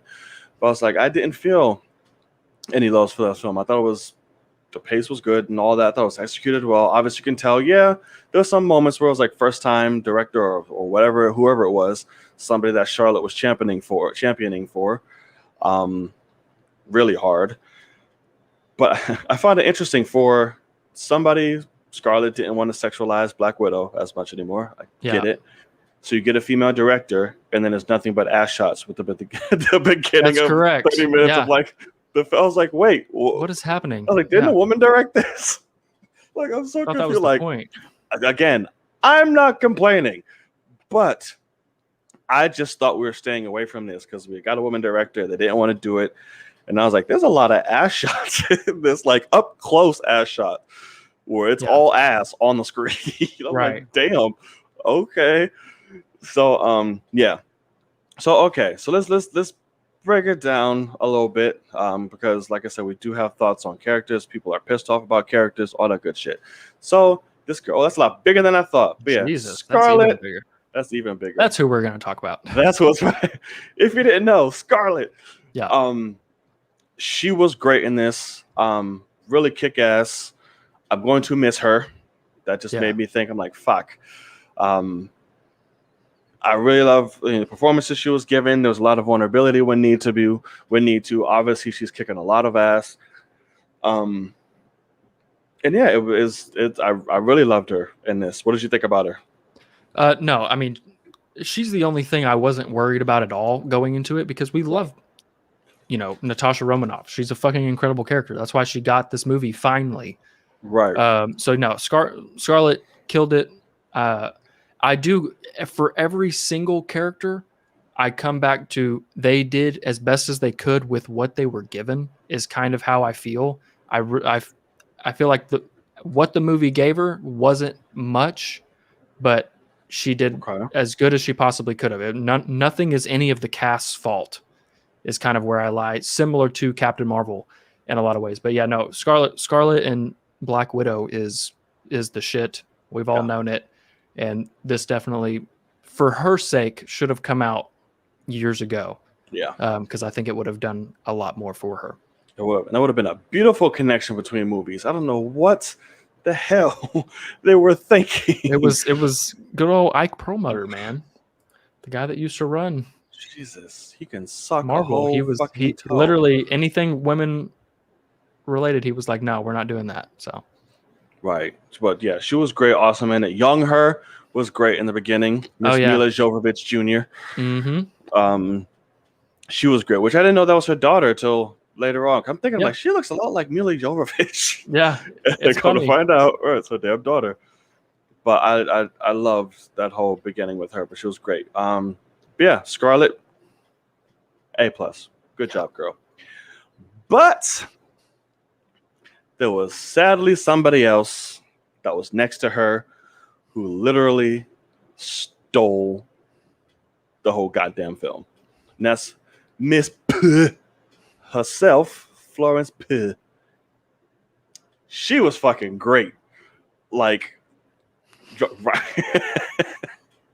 I told you. Oh my god! And at first she did it the whole goddamn movie. I told you. I remember when you texted me, I was like, the face. What's he talking? Oh, he's seeing Black Widow right now. Yeah. I told you she does the whole. That's her signature go-to face. The little frown, and then it happens. I was like, okay, girl, rock that frown. But no, she was amazing. Anytime she was on the screen, it was just ridiculous. I was like, holy hell. That's why I was like, I'm going to miss Scarlett, but I'm very, very excited for Florence in the future now. I don't know which direction they're going. We'll talk about that in the end when we finish talking about her, giving a little end credit scene. Fucking terrible. But no, she was great. She was hilarious. She was the reason why we got the vest in Infinity War, which I loved. When I found out, I was like, oh shit, that's her vest in Infinity War. I was like, oh, that's pretty cool. You haven't noticed that throughout all the marketing? I didn't really, Pete. I did not. That's really funny. Yeah. I paid no mind to it, to be honest with you. That's so funny. But yeah, no, she was fucking hilarious. She did a real good job. Can't wait to see what the future does for her. That whole thing, the posing gag, was hilarious. That's the funniest part. Yeah. What's the thing that you do? Like you just keep just going. And when she does it, and she's like, "Oh, disgusting!" Is so that was like that was the funniest part of the movie for me. But no, she's great. Florence is great. I will admit it was funny because she is great, but she's annoyed the fuck out of me for a lot of it because she kept crying the whole she's like the younger sister crying all the time, and I was like, you were an assassin. Like the whole Assassins can cry. Well, no, but that was the whole thing with Natasha Romanoff was, in the first Avengers, she's fucking with Loki, pretending to cry, and then she's like, oh, thanks for your cooperation. And then her little sister's like, oh, it's a family, and we're not real, but it was real for me, damn it. It's like, okay, come on. Yeah, that's traumatic. That bitch went through a lot of shit. Yeah, until she was 4 and then hadn't seen any of them since. Like she's had a whole life since then. But anyway, she obviously is great. I'm very interested to see what they do for her because that was the thing was I was most hyped to see how she was going to become the next Black Widow for us. Mm-hmm. And we'll talk about it later, obviously, but the after credit scene really fucks it all up for me. And it's terrible. So it confused me greatly. I'm like, wait, where are we going with? Is she going to be a Thunderbolt now, or is she going to be like? I think she is a Thunderbolt. Yeah. Right. I'm like, I don't get what's. But why the fuck is Val here now? She's too dumb to that's the thing. What frustrated me, and I think it makes sense for storytelling, but it frustrates me because I'm going from Natasha, who is super wise, like been through it all, no emotion, like I'm straight business. And then this girl who is only like 3 years younger than her is completely naive to everything, clueless on so much, like, and so it makes sense because it's a different character. And so it's like, hey, let's not just do another Black Widow. So I get it, but like, she's 8 years. I think older than her. So young Natasha was what, 15 or something then? 13?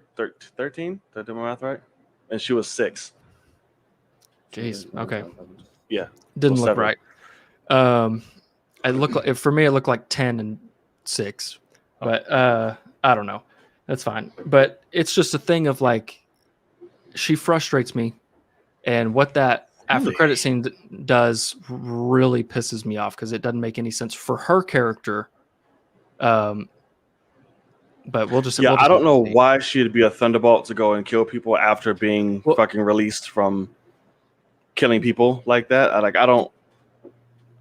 And to the point, so I guess we can talk about it now. So basically, what frustrates me is the idea that it almost looks like Val has something against Hawkeye and wants him dead, and so she's going to lie and say, "Oh no, that's who killed your sister."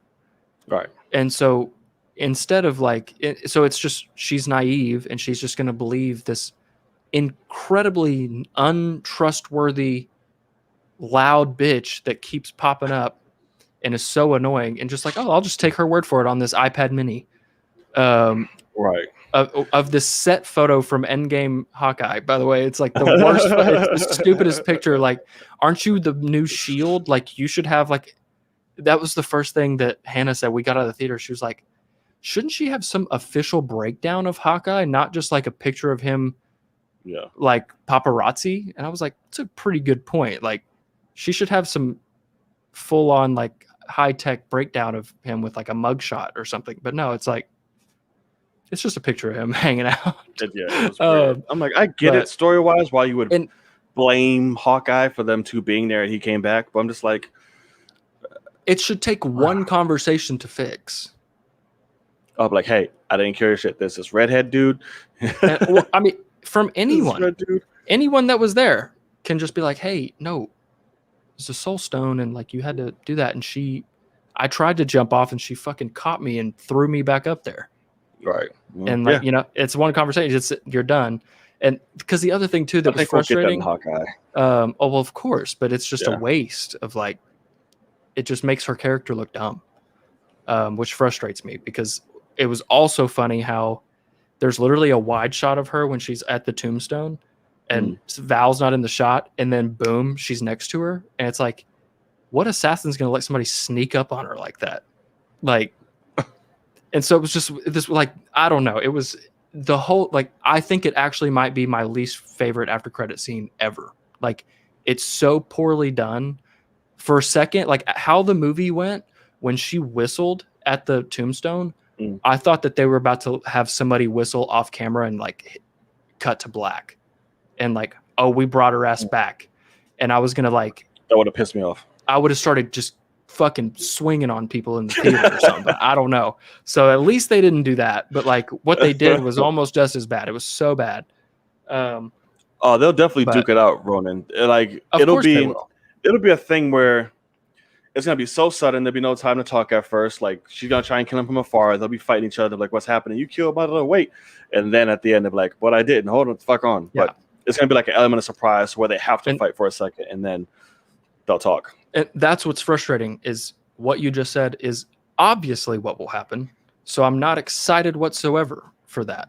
You know, like, because that's the only thing that they can do unless she's now a villain. And if she's a villain, this whole movie is so fucking dumb because it didn't set her up as a villain at all. Like, I really set her up as a good-hearted person. So it's like this Thunderbolt shit. I'm like, come on. Like, she was somebody who had hell for her life taken away from her at a young age. The only thing that she thought she had wasn't real. Like, And once all that comes, and then she finally gets her sister at the end and all type of shit. And like I said, you literally set her up to be completely different to what you have her ended up in the credit scene of like a fucking Thunderbolt, like your next target. I'm like, this bitch is out here killing people after all this shit. Well, it is literally, it's what Natasha says at the end of during Winter Soldier. She's like, she says, you know, I left the KGB for Hydra. She's like, I didn't know it was Hydra, but it's Hydra. And they're doing the exact same thing for the new Black Widow. Like, she's now working for the Thunderbolts, and little do you know that that's a team of villains doing the dirty work of the government. Like, it's the same exact shit. Like, why are you mirroring the story? And then I saw Ronan say, is it worse than the ant playing drum after credit scene? Ant-Man and the Wasp knows what it was, and so it was just a funny throwaway. This was the one after credit scene we got, and it's fucking horrendous. Anyway.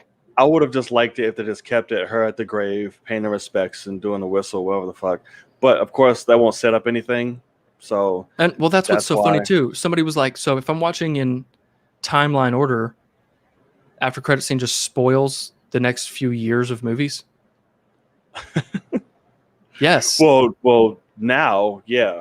Because like if it would have came on the right fucking time, correct. But yeah, now it's like, I remember because all the reactors, you know, obviously people are doing reactions to movies and shit. Yeah. I'm like, okay, and some people are doing this like in the middle of like their like MCU watch. So I'm like, if you watch this film and the fucking end credit happens and you're not at Endgame yet, so I'm like, wait, why is she at the funeral? What happened? Blah, blah, blah, blah, blah. Well, right. Spoiler. You just fucked up. Yeah, exactly. Right. So it's like I don't. It's I don't know. Great setup, great execution, great character, but then you dropped the ball at the end. You really did. Florence, I look forward to seeing what's going on. Anything of delivery of funny shit was just great. That with the insides being ripped out and cool way to die, all that shit was just fun. I love it. She was a fun character. So before we get to the big controversial one, you said he pissed you the fuck off. It's just annoying. David Harbour. I liked him. I thought it was cool. I thought it was like somebody trying to hold on to his glory days and trying to make bullshit up as he goes. And I liked it. He had good moments. He was cool in the beginning when he was like all sinister and it was fucked up how he just let them all, you know, the get tranked and all type of shit. Got me so hyped for him because he was a genius. He was a very smart spy. And I'm like, why does he get dumb? Like, that's what like the kind of shit that frustrates me. It's like you have something and then you change for no apparent reason. But it's whatever. Continue. I don't think he got dumb. I think his life turned out the complete opposite fucking way. He didn't have a conversation and then without talking about himself all of a sudden. Right. That's what I'm saying. Like, I think because he said it in the plane, like, his life was so what it was and great and amazing. And I'm all about the fight and this and that and that. Until he got fucking betrayed and thrown in jail for the rest of his life, everything changed. He literally became like a figment of himself. Like, those glory days are gone. You have nothing. Nobody gives a fuck anymore. So that's all you have to go off of. Nobody gives a fuck anymore. So as soon as you have the chance, tell everyone about you. Instead of it making you self-conscious, which is what it would actually do, is make you realize that you're nothing, you're not important, you thought you were. Instead, let me just nonstop talk about how important I am, although I haven't done shit for 30 years. I mean, he's only did that twice. The whole time. He had the thing in the prison where he was telling the bullshit story about Captain America, and then when they crashed the plane, he brought up Captain America again. And anything from there was just like, I fucked up, yada, yada, yada. No, it's all about him, the whole movie. He literally talks about himself twice. And then he's talking to who he thinks is Scarlet. It's not. And then he doesn't even get to actually tell her. He's like, I'll fuck it up. And it's like, you never actually let the character have one good moment. He fucked it up twice. Oh, I mean, trying to explain. He had a good moment. It was just not the right person. Right. And he messed it up. And then he's like, oh, that wasn't even the right person. Okay. And then let me get the chance. No. And now she's dead. You'll never get that fucking chance again. And that's the movie that y'all wrote? what are y'all thinking?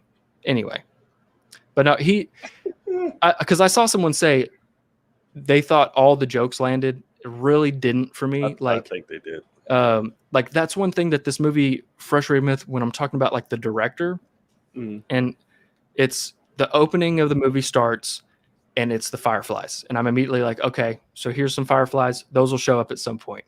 And then it's the song that they just start playing for no reason during this incredibly intense moment. And I'm like, okay, so that song will come up later as well.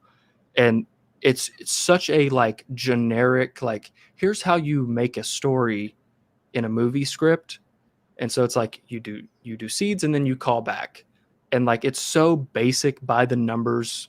Like they could have done risks since this is already a prequel. Like just fucking go crazy. It doesn't matter.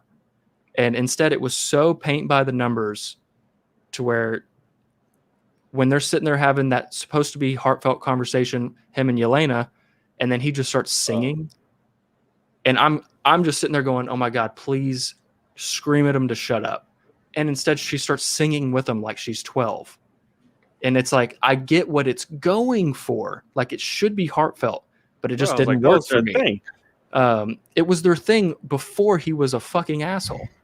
Like he literally threw them away.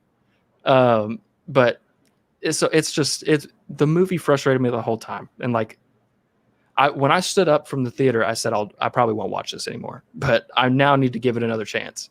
Oh no, I liked it. I think the song was good because it shows that through all that shit and bullshit, and he did care. He threw them away because, like he said again, like that was the job. That's all he cared about. That's all it was. All he could show. And it's like, and she's sitting here like, you have nothing to say. Like I'm literally fucking pouring my shit out to you, and you have nothing to say. And like, in his ways, he starts singing. I'm like, I get it. Motherfuckers aren't always so easy just to break down and be like, let's have a heartfelt moment. Some people don't know how to do that and are really sucky at that. And especially hard-nosed fucking assassins and people. But it's the thing of, let me go force a conversation after she says, I don't want to talk. And he's dads do. And he's terrible at it. So let me just go force it harder and then start singing. And somehow the singing flips her. That doesn't work. Like, that's not a person. Like, that's not a grown person. Like, that's like telling a 10-year-old like that's mad at you like a fart joke, and then they start laughing, and then you're like, yeah, see, you're not mad anymore, and then they forget why they were just upset. But this is a 25-year-old woman. Like there's so many things that just did not work for me as true characters. Like to who Black Widow's Black Widow the whole time. And so it was just frustrating me that the characters around her weren't as realistic, if that makes sense. I think they were. I just think you're being a little too harsh on how people can be with their emotions. Like I get it. Like our protagonist slams her own face on the table. Yes, because she's a badass. 45 minutes after her little sister starts singing a song after crying about no family. And it's like, those are two completely different movies to me. So it was so disjointed. The tones of each character going along. It's like literally it was ScarJo and her fake mom were two types of characters, and then the other two are in a different movie. And like I don't want Red Guardian back, because unless it's a different director that can actually make him worth watching. So yeah, well, that's the thing though, is she was mind controlled. Yes. That doesn't mean she doesn't remember her life decisions. Like that's the thing, is she should be what ScarJo was. Like Natasha was basically brainwashed the whole time, and she learned from all those mistakes. And they, unwipe Florence right at the beginning, and it's like she's a kid again. It's like, no, you just lived a whole life and you remember it, and you're not acting like it. She's a kid. I think she was faced with like shit she didn't think she would, like seeing her family again and all that good stuff. Like, you have to have time to, like, people are gonna feel that, like, emote that. You can't just jump in, all my family's fuck y'all. No, she hit it. she didn't show it. Her, obviously, she's younger. She's thinking that, hey, my sister thinks this. And the bitch is like, we're never fucking family. We were never this. And she's like, what the hell are you talking about? Like, what's going on? Then you get the family. So, yeah, she hasn't had a moment to do that. The mom Natasha had years to do this. The mom, they show up. The mom's like, fuck this family. I'm calling them. And like, it takes like, let me win you over to fix this. Like, the mom didn't give a fuck. Alexi didn't give a fuck unless they like, just because they saved him is why why she cared at all. So, I mean, it was just, I don't know. It just, I hate to say that it didn't work for me. I'm hoping that she grows. And but it is frustrating that we're seeing Black Widow do exactly what Black Widow did, but from a much more naive character. Like, it's literally going to be an exact mirror, except less badass, if that makes sense. Like, because ScarJo would just outsmart you and spy you in a way, and then this girl's like, I'm just gonna be naive and tell you exactly what I'm doing, like, not be a spy. Lord Jesus, I think a little harsh on her, but understand. So we're on opposite sides of the fence with that. Got it, heard it. This one we don't need a lot to talk about. She really didn't do much, but she was cool. Well, at the end, good for her, Miss Mom. Yeah, she helped break down what exactly was going on, with the Red Room, how the widows are being controlled. She was, part of the development team for that, in conjunction with Winter Soldier, all of that. Right. She was, like I said, Russian spy. Like, they're committed to the shit. And I guess at some point, they're just like, hey, fuck, my family. This is real. Blah, blah, blah, and they came together to save the world. Cool. But I did like Rachel. She had a few funny lines, like after blowing shit up with the falling. Like, we are now going into controlled fall. I thought that was cool. And then I'm clearly injured. I really liked that. That was funny. It's making me laugh now. She was great. But the main one, everybody was in a tissy in, because it happened again with hashtag not my, hashtag I own, hashtag me. And that is Taskmaster. So this is a different iteration of this Taskmaster. Even though a lot of people called it, it was like, oh, it's going to be a lady, it's going to be a female, going to be a female. And of course, that automatically blows men's minds, because Lord forbid. So we find out she is Dreykov's daughter. For the hands of Black Widow, we finally find out what happened in Budapest. We're on a mission. She literally goes to kill Dreykov. His daughter is inside, and she blows the mofo high sky. Been regretting her all of her life because she killed a child. Collateral damage. Come to find out, she survived the blast. She's all crazy and fucked up in the face. And her own father enslaved her as a weapon, put a chip in the back of her head, and literally just made her become a badass killing assassin person. I really liked this take. I was like, people are going to be mad at it. Whatever. Cry me a river. Wah, wah. You want Taskmaster? Read a comic book, play a game. So I'm like, I liked it. In terms of story, it served. I got it. They made it a little bit too obvious for me. Like, you focus too much on the Dreykov's daughter thing. Like, we got it. We knew it. Stop saying it so much. You're giving it away. So it was like, oh, okay, so it's probably going to be her. We got it. And that's one thing, I fucking hate in films, TV, whatever. If you're going to have a surprise, do not allude so much fucking towards it, because then you just chip it away and then it becomes obvious. So I'm like, damn it, stop. That's what happened. But I still liked it. I thought Taskmaster overall was a badass. It was very Terminator-like. I saw that in the comment section of people saying that. Literally just go. I love the fighting choreography in this film. It was so good, and just the set pieces were good. But Taskmaster I really liked. What did you think about Miss Taskmaster? I mean, I don't hate it at all. Like I like you said, I think it actually makes sense for the story. I think execution is poor, because there's a few things that just don't make sense really, in the sense of, like, why does she need a computer chip in her neck? Like they never touch on that. They never take it out.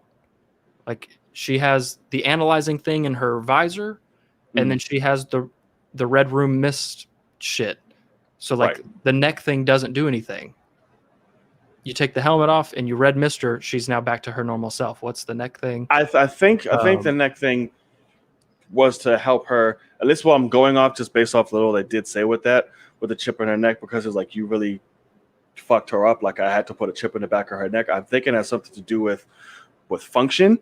At least that's the only logical sense I can bridge between the two on how they said it and where. I just think it was just pure logic of like you really fucked her up, like in order to, you know, move or be active or whatever the hell. I implanted the chip in the back of her neck, so I'm guessing that's literally a control function for everything in that area. So I'm just guessing that's what it is. I mean, overall though, I thought that it really was just execution for me that struggled, because as soon as they exploded the daughter, I was like, okay, I know who the villain is. It's the guy she was aiming for. And I know that girl is still alive too, you know, whatever, because they're not going to blow up a little girl. I think you should have and kept that shit. That would have been dark and great. Exactly. Because at the end of the day, you could have played on the fact that it was her true proof to S.H.I.E.L.D. that she was defected. Right. And, you know, which is really Hydra at the time. And so it's like you could have gone down that dark path. Instead, they really just, nope, you just really suck at blowing up buildings, because the two people that you thought you killed, they didn't die at all. And the guy's fine, by the way. He's not hurt at all. You just fucked up the girl by the window. Right. Like, which is weird. But it is true of like, I don't know if her being Taskmaster was necessary, because he does have an army of widows. Right. So you could have done something with that instead of making her Taskmaster. But overall, like, she is a part of the action, and the action in this movie is the best part. Yeah. So good. The fight with her and Natasha at the beginning of the movie, I think was my favorite fight, actually. It's really good. Because so brutal. Because the other fights were like when she fought Red Guardian, it seemed like he seemed outmatched by a long shot. Yeah, and so I really wasn't caring at all, especially when I just watched Black Widow go toe to toe for a while and he's just struggling. And I'm like, you're a super soldier. But I think he's strong. She's strong too, because she punched Nat and she flew like 50 feet. No, correct. But that's what I'm saying though, is like Nat was able to hang for a little bit longer than Red Guardian. Right. But overall though, execution with her story, I think was bad, like wasn't great, because you have the giant climax scene. It was like, I actually laughed in the theater, because it was almost beautiful, where like came down, they fought a little bit more, and then Nat punched the thing, wiped her, hey, you're good. And then she's like, oh my God, is he dead? And all that. Yeah, he's gone. And it's that sigh of relief. And then Nat just gets up and walks off. And that girl just lays there for 15 fucking minutes until the widows show up and come get her. Yeah. And I'm like, wait, you just left this girl? See, I think that's a fucked up thing. The chip got damaged. She's sitting there just like, it was so weird. Like, she's like, yeah, he's dead. Bye. And like just fucking just walked off. And I was like, you're not gonna have her walk with you and like have this like, hey, she's good now. She's part of our family, or, you know, she's a widow again, or whatever you want to say. Like, no, she just got up and walked off. Like, it was so weird. Yeah, he's gone. Bye. That's actually she didn't even give her that. Like, if her eyes were closed, she would have opened them up and been like, I've been talking to you forever. I thought you were still standing here being nice to me, but no, as soon as you realize I was alive, you're out. But no, overall, it made sense for the story. This was one of the things. Is it a little frustrating that you wasted Taskmaster in a way? Yes, because he could have been but I think she's still going to be Taskmaster even after this. But is she going to be a Thunderbolt? I mean, I don't know, because she should be a good person now, you know. So it's one of those things where you can you could have had her go up against a lot of different Avengers and people that fight differently and show that she copies them. Right. And instead, she did that twice. Like she analyzed two people in the whole movie.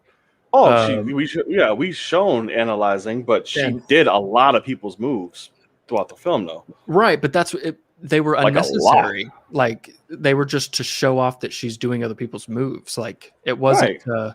That's what Taskmaster does. We can't have her analyze everybody in a movie. Well, no, but like the point is to analyze how you fight and then counter that.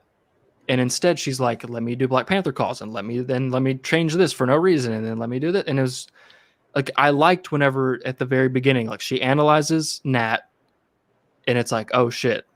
Now, Nat has to either come up with new shit or it's game over. And thankfully, Nat had the brains to basically force her to dip her out, and like that was the smarts that was necessary there. But never do we really see her do anything special in that sense of like countering.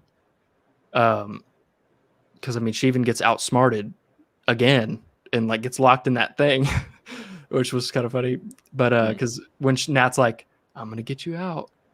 You don't have to come out," she's like, "But you're gonna come after me. You don't have to." And like, of course, it's like it was like a weird Terminator thing. But overall, though, I'm not upset. That's what's so funny is the people that are upset. Like I did see one guy that had like a Taskmaster tattoo, and he was like, if they don't bring her back and like make her like the Taskmaster that we kind of know, and this is just a one-off from a prequel, she's gone, because that was 8 years ago in the MCU timeline. And so he's like, I'm gonna be kind of sad. And I get that because it was like it's his favorite comic book character. But for people that are upset that first of all that it was a woman, literally nothing changed.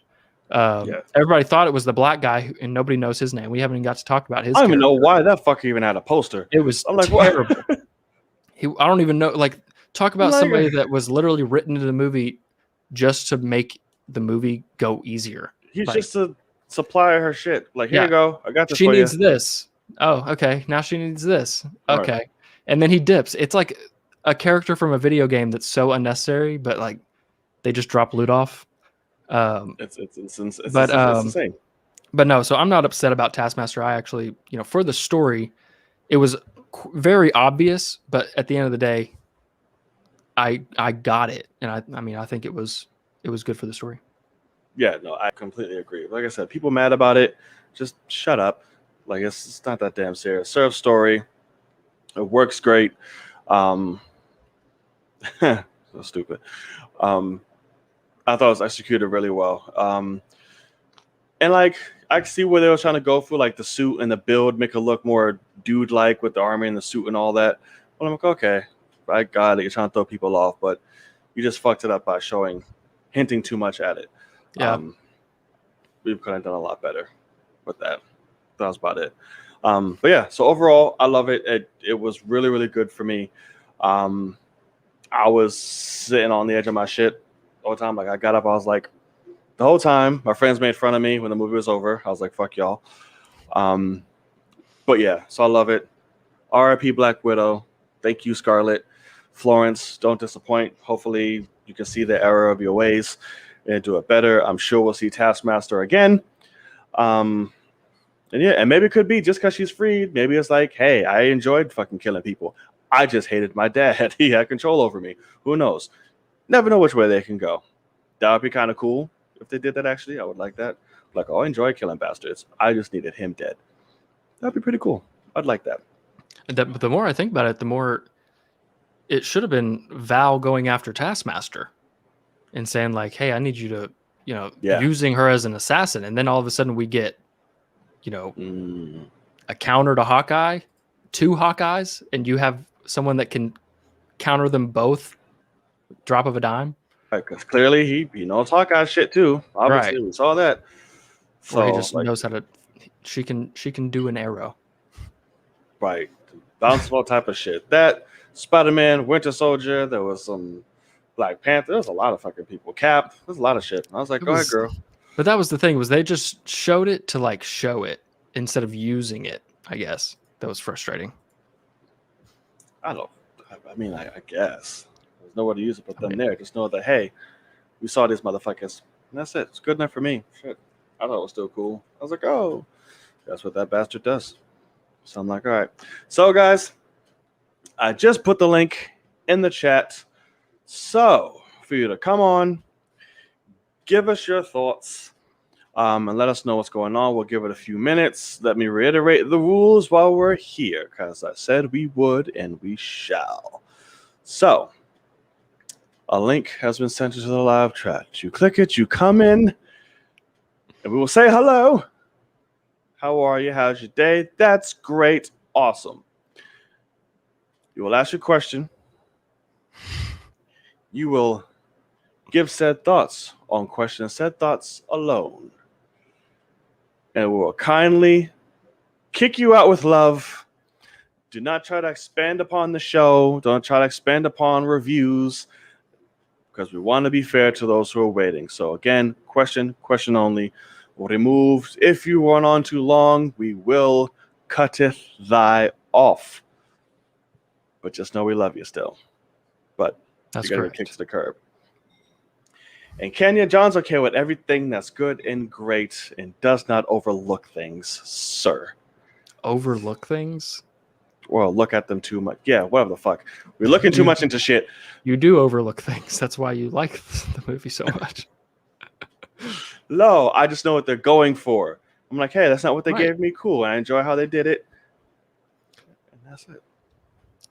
So you're going to be okay with Loki being the villain? No, that's just plain fucking stupid.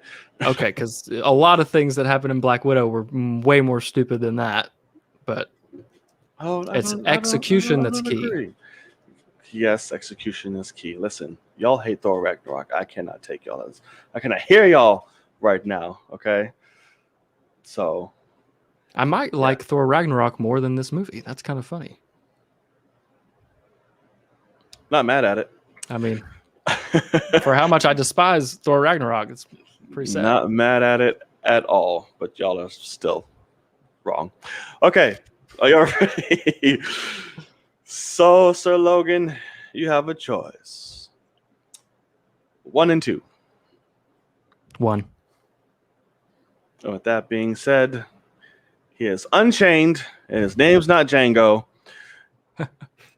What to do, Ronan?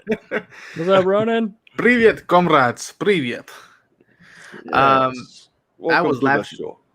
I was laughing my ass off hearing your review because I'm like, I'm right in the middle. John did, I'm like, all right, John, you have that point, but then Logan has that point. But I'm like, no, I like David Harbour. Nope, I don't think it's fantastic. So that was glorious. Going back and review. forth. Yes, for sure. What you got for us, brother? My question is that now that we're almost at the end of July, which is bonkers now. That's insane. Is it possible that it might be a smart thing that Book of Boba Fett and Spider-Man Far From Home, whatever it's called, No Way Home, Yeah. and all these new shows and movies that are coming out, that they're holding back, A, because what's going to be shown is going to be bonkers, but B, to not make us accustomed to how it was prior to Endgame, where it was releasing and then just everything was connecting to this big epicness. And it's like, now we get to wait and make every single thing now an event. The way, at least for me, Star Wars movies were back in the day when I waited 3-4 years for a mid-film, and I was like, okay, finally we get something new of this universe. Yeah. That's interesting. What do you think? What are your thoughts? And this is someone saying that I will run off right now. Now I'm fully vaccinated and still wear a mask. That I will go watch the next Star Wars movie like that. This is the same person saying that, but yet I will gladly wait for the next big thing coming around and just keeping us a baby. Like, no, not yet. You have to wait till you see even a glimpse of the Book of Boba Fett. Not just the logo. Not just saying who's directing it. Not just saying that this person's coming back. No. It's keeping the string attached to a world now that everything, we're getting information too quick at the same time. It's like, no, let's dial it back down. We just did the Infinity Saga. That was a big wrap, but let's one film, one show at a time. And stuff will connect, and that's up to you whether you want to follow it or not. Okay. Yeah. Heard it. That's a really good question. I have to Yeah, think and that's a good sit point. on that one. I don't know. But while we do so, Yes. where can the people find you in your glorious new cut? Thank you, sir. It is glorious. The people can follow me in my glorious hair at Ronan Unchained on YouTube, Twitter, and Instagram. I just finished reading Once Upon a Time in Hollywood, Mr. Tarantino's new novel. It is bonkers. A review will be coming out for that shortly. Check out the past videos concerning that. And like I said, the year is still young of content. Yes. The year is still Awesome. very, very young, and I cannot wait. Sir Ronan, thank you so much. A pleasure, as always. Stick around, keep the convo going, and as always, we will see you next week. See you guys. Later. Peace, man. Oh, sorry. But no, see, that's kind of what I was talking about earlier. Is like Book of Boba Fett's a great point because I think he is dying for that, and I would prefer Mando season 3. I am too. Over Book of Boba Fett, but it is a thing of like that comes out supposed to come out in December of this year, and we know nothing, and that's kind of where I want to be because I have so much other stuff in between. So like I don't need to be shown footage too early and all that jazz. Like that's kind of how I feel is like what he was saying with Star Wars. If they wanted to make Star Wars movies every 4 or 5 years again, I think that's tougher now with actors and actresses. Like you need them. Like it's not like back in the day where that one job was going to pay them enough to survive for 15, 20 years. Now it's, they need a job after job after job because they need their career going up. And so if you give them that break, but I would appreciate that because I have plenty of other things to be watching and paying attention to. And yeah, I want to care more at the end. So that's why having something like Spider-Man No Way Home wait, I think is a good thing. In hindsight, it will be for most people, I think, because they don't have to show too much. You know, I mean, we all remember something like BVS where randomly they just showed Doomsday at the end of that trailer. And we're like, what the fuck are y'all doing? We were all ready to go see this movie anyway. Right. And now you just showed us that they obviously worked together and like even showed us the trifecta shot. And like, it's like, well, you got to be kidding me. And so don't show us too much. Show us enough to let us know, hey, this is coming. You're going to come see it and let us go in, you know? So that's kind of where I'm at. What do you think? Yeah, no, I'm the same. Like I said, that's why I just stop watching shit after a while. I'm just like, I don't want to see too much. Like, even now, first trailers or teasers just show like fucking half the movie. Yeah, a lot of time. Like, what are you doing? Like, what is this? That's why, like, I'm hesitant now. Like, that's why I'm on the fence. Like, it's always exciting to see shit, like it really is. But now we're getting to an age where it's just getting too much. And I was like, I would rather, and I would be fine, even though it'd be hard to like wait and be like, oh, I want it now, to make it an event. Like, we don't even show you anything. But if we do, it's the smallest little damn thing. Right. You know, all but first act would be great. Right. And but you know, we live in an age where trend and viral is a thing. So that's all people use to market their films or anything. It's like, we need to get the buzz.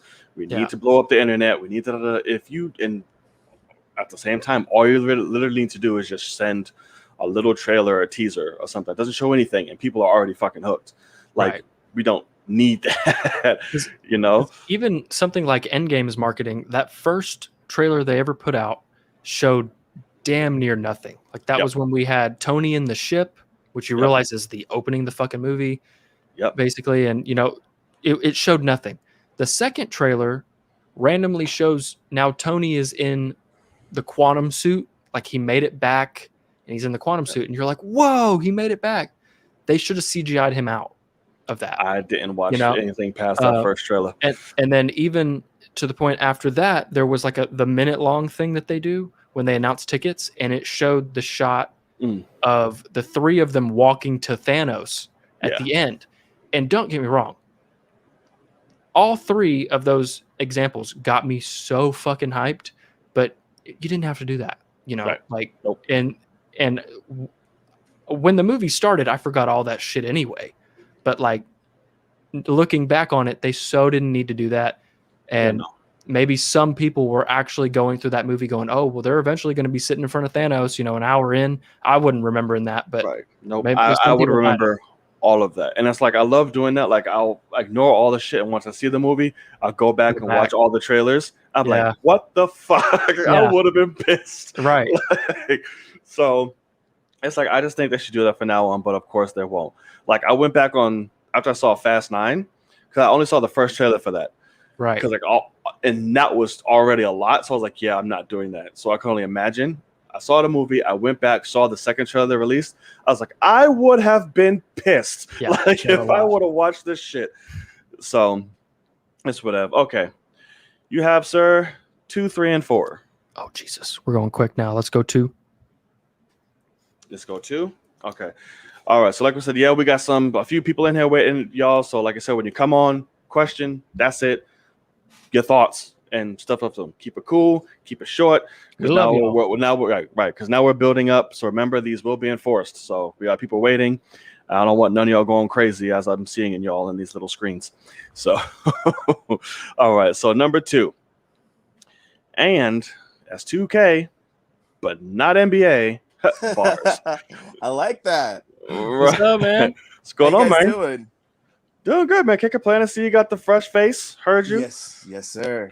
I'm getting ready for tonight. I'm excited, yet nervous at the same time. Yeah, because I don't want to be right. Yeah, right. Heard you. What you got for us, brother? So bring the heat. With the what if that is out, and I know you didn't see the trailer, John. So this should be a pretty easy question, but what is your guys' own what if scenario that's not in the trailer that we've seen so far? Wait, what? Say it again. I missed it. What is your own what if scenario that is not from the trailer or something that we haven't seen so far? Like your very own what if scenario. Fuck off. Okay. What is yours? Yeah, wow. You're gonna have an amazing one. I already know. Jesus. Oh yeah. So mine's is not really too complicated, but mine's is what if the Winter Soldier was assigned to kill Tony Stark instead of his parents when he was a college student? That's man. That's interesting. Would he succeed? Are you saying he succeed? He would succeed. Oh, he's a college student. He doesn't. Yeah, he doesn't know. Okay, awesome. Damn, that's a great one. Great question. I'm trying to think. Shit. Okay. Yeah. Amazing question. I gotta think. Yes. Where can the people find you while we think about this shit? You can find me on TikTok, TCAM_2K16. Man, great question. Heard it, brother. Yeah, great. I think bastard. Yeah, we're really stumped. Great. I think this is like the first stump shit we've had. Okay. Wow. So make sure you'll go follow our boy, show some love and support. Man, stick around, keep the convo going, and as always, we'll see you next week, man. Bring that heat again. Awesome question. Wow. No problem. Okay. Take it easy, boss. Peace out, guys. Please. Damn, that's such a good one because like what the hell? Anything you want.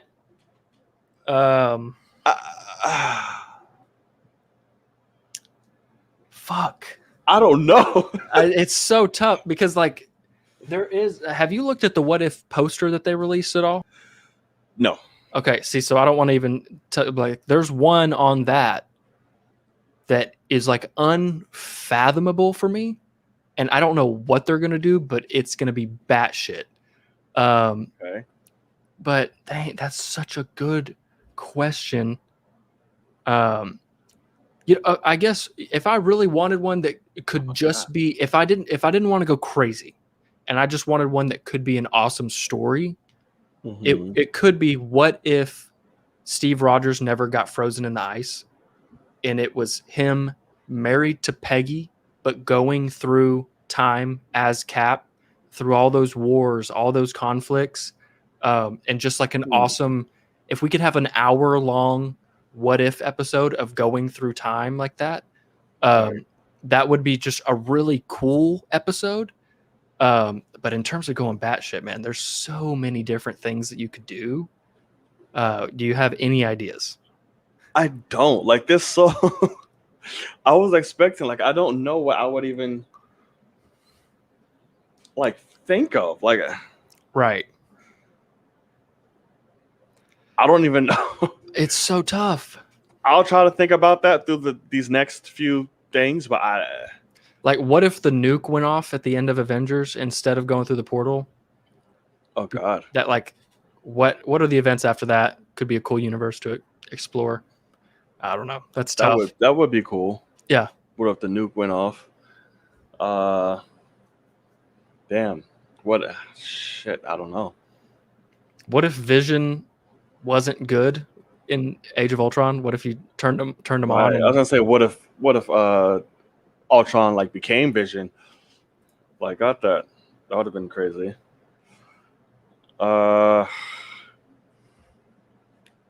don't know. That's tough. That's tough. I'm gonna have to think about it while we get through these. But yeah. Great question. Great, Awesome fucking great question. Yeah. Okay. Beautiful. Now you have 3 and 4. Number 3. We'll just go in order of who clicked the link. Okay. Reward their speed. Let's see. Oh, what if Ant-Man went up Thanos' ass? Fantastic. Just like instead of that, yeah. Okay. Number 3 is Jay King. I thought to see if that rhymed. It didn't. Okay. Whoa. Oh, What if J. King got the excuse Infinity me. Gauntlet? Right. Clearly. I think you're muted, brother. Are you? You are muted. I have no idea why the hell I Oh, was there you go. What's up, muted. man? I have no idea why the hell I was muted. I Thank you. clicked unmute when I came here. This was weird. Yes, sir. What it do, brother, man? Nothing much. Got another set of LEDs stuck up in here. So these ones surrounding the TV. So there's a little bit of green going over there, trying to match nice. both Black Widow and Loki Adding right to now. the setup. Heard it. Yeah, probably might be the last Okay. LEDs I need in a minute because trust me, I don't need any more. But I had to. Yes, sir. What you got for us, brother, man, over there in the boom boom room? What you got for us? Okay. Well, my question has to do with Loki. It has to do with however on Earth this finale is going to go. Whoever the person by the TVA is, however Loki and Sylvie are going to get out of that, what big reveals they could leave us on for the entirety of the MCU or for Loki season 2. I'm pretty sure it's happening. My question has to do, and this actually came in my mind when in last episode we had the whole conversation with classic Loki and the fact that he is basically the incarnation of a theory everyone had back in Infinity War, Right. a Loki that did not get his neck twisted like a fucking Tootsie Roll by Thanos and survived. So my question is, if our Loki, and I'm pretty sure he will, but who knows, maybe Sylvie will be the definitive Loki after this. But if our Loki were to survive the end of this season, how and when would you want him to try and incorporate himself back into the rest of the main Marvel Cinematic Universe? Like, again, Thor thinks he's dead. Right. What would you think, and how would you want it to happen if that Loki, a Loki that did not go through Dark World and Ragnarok, but experienced those still through all the time shit, had met Thor? How do you think he'll react to that? How do you think Loki will handle that situation? If, in kind of a way to maybe honor classic Loki, who may or may not fully be gone, who knows? Right. Do you So have what a do thought? Right. Where do you think he should go? Well, I think given everything that our Loki has gone through throughout this like whole season and how Thor has somewhat changed throughout the events of Ragnarok, Infinity War, and Endgame, I think definitely if Loki were to show up, I'm pretty sure he's not going to be in Love and Thunder, but let's say season 2 of Loki, Thor makes a cameo on there and he ends up seeing him again. Thor is immediately probably going to throw the hammer to think that it's an illusion, but once he realizes it's not an illusion, and before there's even any explanation, I think there will be a very great moment between the two, just reconciling a Thor that lost it all and a Loki that had to basically sit on the sidelines and see his brother and everyone lose it all throughout So the you think Infinity around Saga. Infinity Time. Okay. That's Yeah, I can actually see it. another good spot. I mean, that is a good spot. I could see this happening for Thor in time, being either maybe the events of Love and Thunder or right after the events. That depends. We know Thor Sorry, brother. I is gotta coming. cut you short, brother. We gotta wait for Jedi Gotcha. Mike here. So official answer is yeah. Infinity. Like Yeah. around that Infinity time. Gotcha. Okay. Around Infinity Time. Yeah, that's what I'm saying. Okay. Yeah. Heard. That's actually not a bad. That actually might be mine, but that's a really good one. Where can the people find you, sir? Social media, y'all can find me, my main account, jking_ZIO. But if you want to catch me right now, the man, the myth, the legend, has returned he's from live, vacation. He's returned from vacation and he's streaming right now for a mega stream of Flash, Soups, and later on Loki. So I will be Okay. there for the foreseeable couple hours. So I'll be there. You know, Awesome, man. if y'all want to come on by after you're done with this little live stream here. Heard you. Gotcha. So go check them out. Y'all know where to find them. If you wanna, hop on after the show is done, go check them out over at Akasan's channel. Ooh. Brother, thank you so much. Stick around. And for always, we shall see you next week. All right, J King, see you, man. Peace. See, okay, that's actually a cool question. My immediate thought that would have been interesting is because the thing is, what time period does he come back to our reality? And so it makes me think of what if even quicker, he shows up when Thor is like at his lowest point in Endgame when he's all fat, and like he shows up with like Rocket and Hulk, and he's like, brother, what are we doing, man? And like it could be like you could go really heartfelt, like bringing him back type of thing of like, no, like let's go fix this. And like a situation where what if Loki was in Endgame and like got to put on one of the quantum suits and like stuff like that. That would be cool. But Yeah. I think if there were, for story wise, I Right. want him to pick up to him now. Right. Because that's the thing Of course. But he's currently at what year? Like it's the infinite, we don't know where he is. So he would have to somehow get back into a year. right, pretty much. But I think that, but if I had to be like, it would be cool. Yeah.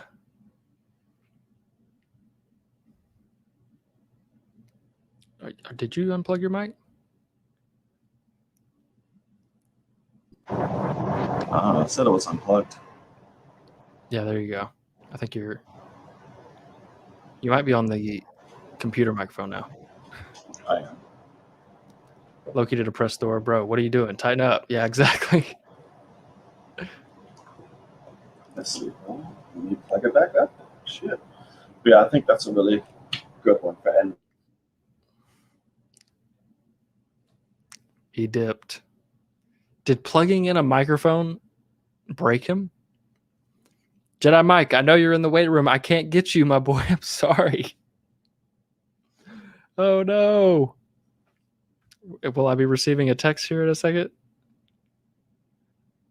No. We'll see what he says. I'm sitting here by myself. What's up? What's up, Tyler? Hey, there he is.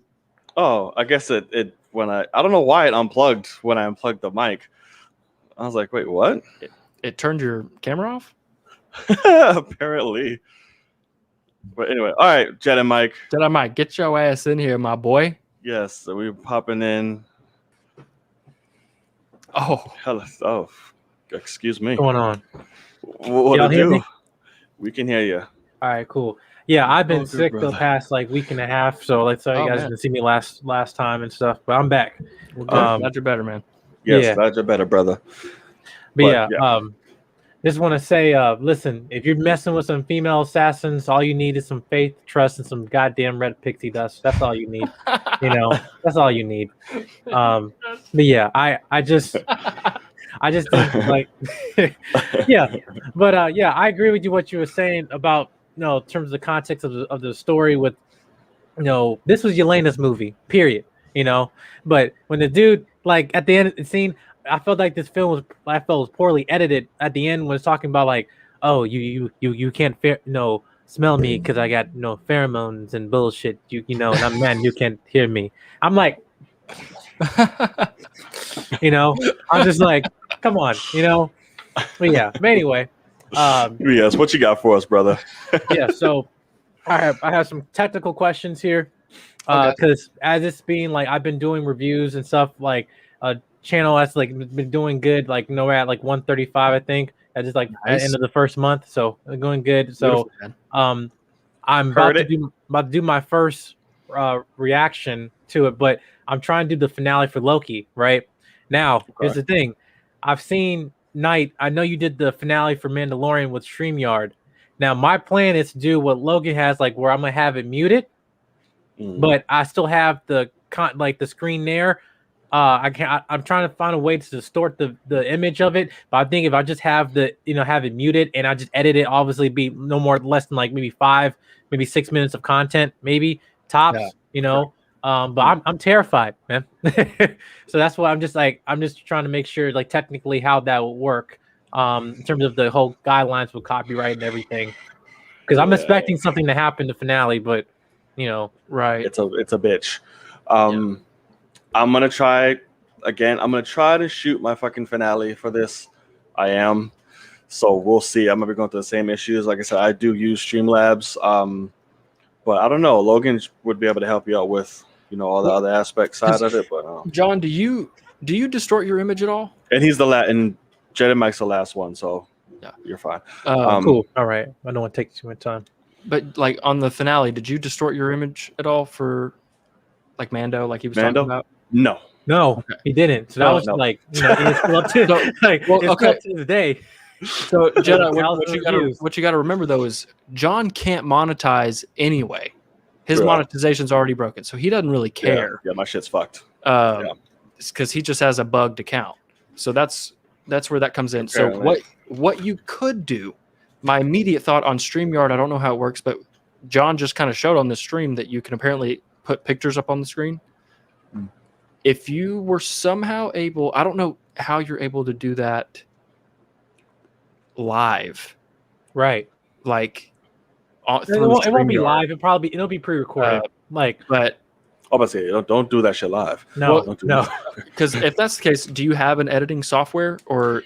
Yeah, I do. I do, but I'm still trying to understand it. Like I had to pay for it, whatever.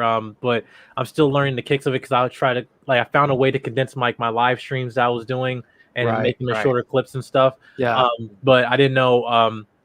It just in terms of making like less than 5 minutes of content and just have no audio, but you can see the footage and just see. So I'll just have my headphones up here, but you'll see me, reacting to it, whatever. Correct. And maybe if I can get some non-copyrighted music, which on YouTube, and just have it playing in the background.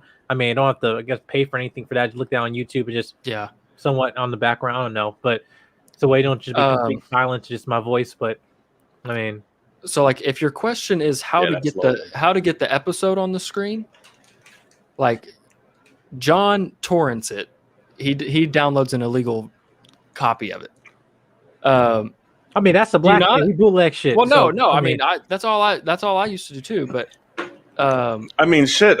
That's not what I do. If anyone from anything is watching, it's not don't illegal do that at all. It's not illegal to download torrents. I mean, just use a VPN. But I use if I was going to do that, one time I remember I finished. I think it was Mando, and I finished it. I looked at my phone, and Akasan had messaged me and said, "Hey, I can't get the episode, a download of it. Can you send me one?" And I immediately made it full screen on my monitor, and then opened up Streamlabs OBS and just made a layer that is a screen recording, and just hit record. And so now it's recording anything on my screen. So if I move my mouse over the screen, it's on the screen. It's in the video. And so that's how I do it. And so you could, while you're watching the episode, if you watch it on TV, you can have it also playing on your computer and just recording, just literally screen recording it. And then you're set in that sense, to where now you have it as a straight up video. You throw both videos in your editing software and put a layer on top of each other. Because what I was thinking was actually just having my logo, like the Jedi Mike 7 logo, over the screen, and stuff like that, and just be that simple. But yeah, I'm just hoping and seeing that works. And then another thing too is a quick question, just like I was on Jarrell Alexander's Twitch, and it asking just how to self improve. I know I'm ground zero, just trying to build up, but like I've been trying to do different things just on my channel. But how you think of how like any advice in terms of growing more, of making content of like doing reviews of older movies or like I'm just asking like what you think probably is a better way to improve, different or any constructive criticism, I guess. Yeah. John, any clue? That's tough. I mean, I'm the worst guy to ask. Nobody gives a shit about that thing anymore. So I've been stuck on the same number forever. Right. So, it's a little tough because doing reactions, it was speed. Yeah. Mm-hmm. It was a trailer just came Always out. You need to have your video out immediately. Reviews, it's literally I started my channel to do reviews. Yeah. Right.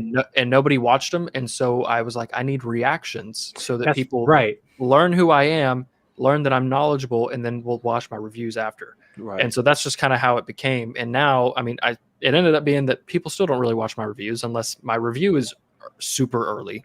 And so it's tough. Right. But like the only thing that's really hidden, like you can do reactions now and all that, which is great, and you'll have thousands of people just fucking watch your shit, and most of them not subscribed, which I fucking hate when people do. Right. So that's frustrating. Or you can jump on the my first time watching craze that's going on now, where everyone pretends they haven't seen one of the biggest movies ever in life. Fake ass shit. Yeah. And be like, hey, and I realized this shit, and this is what makes me think like most of these is just like, what the fuck? Like literally. Your first time watching Spider-Man 2.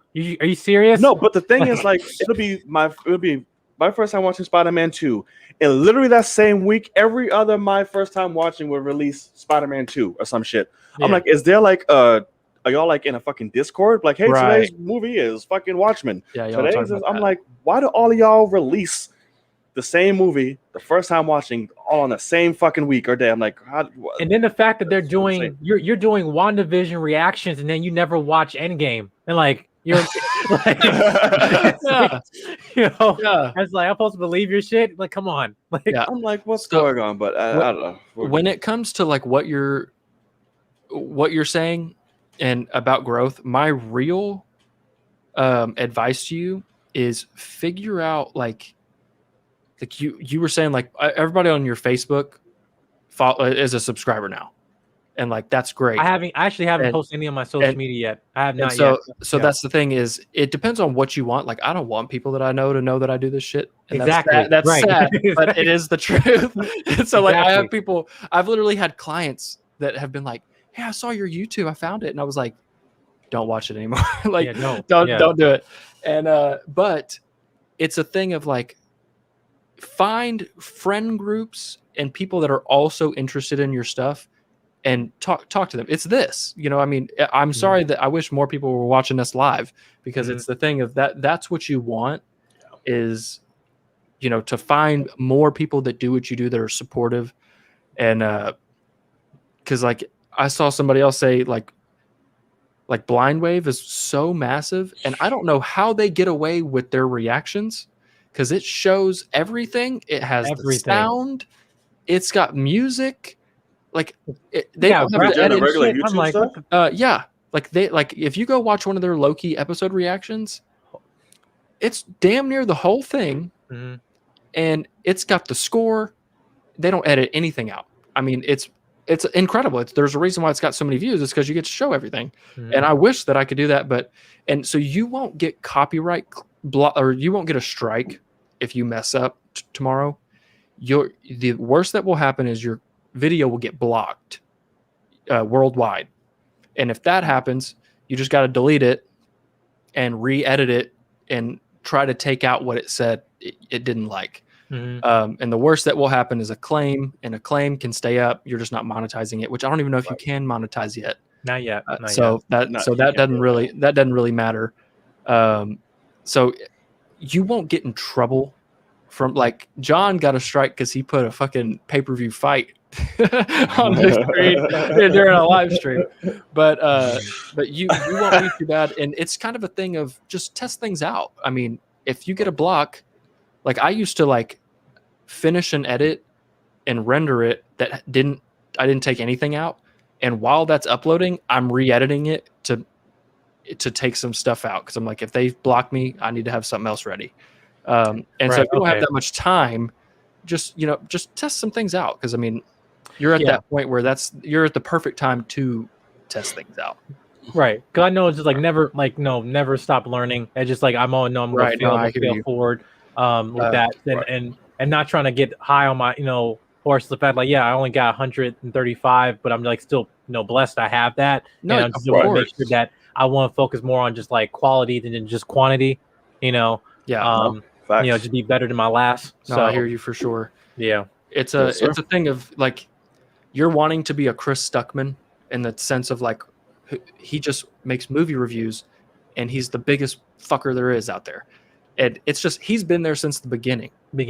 That's really how he got big. Right. And so it's tough. It's what I would say, if there's something that I have learned from reactions that could go to other content, it's be passionate. Like you've jumped on these live streams and gone off, and that's a good thing.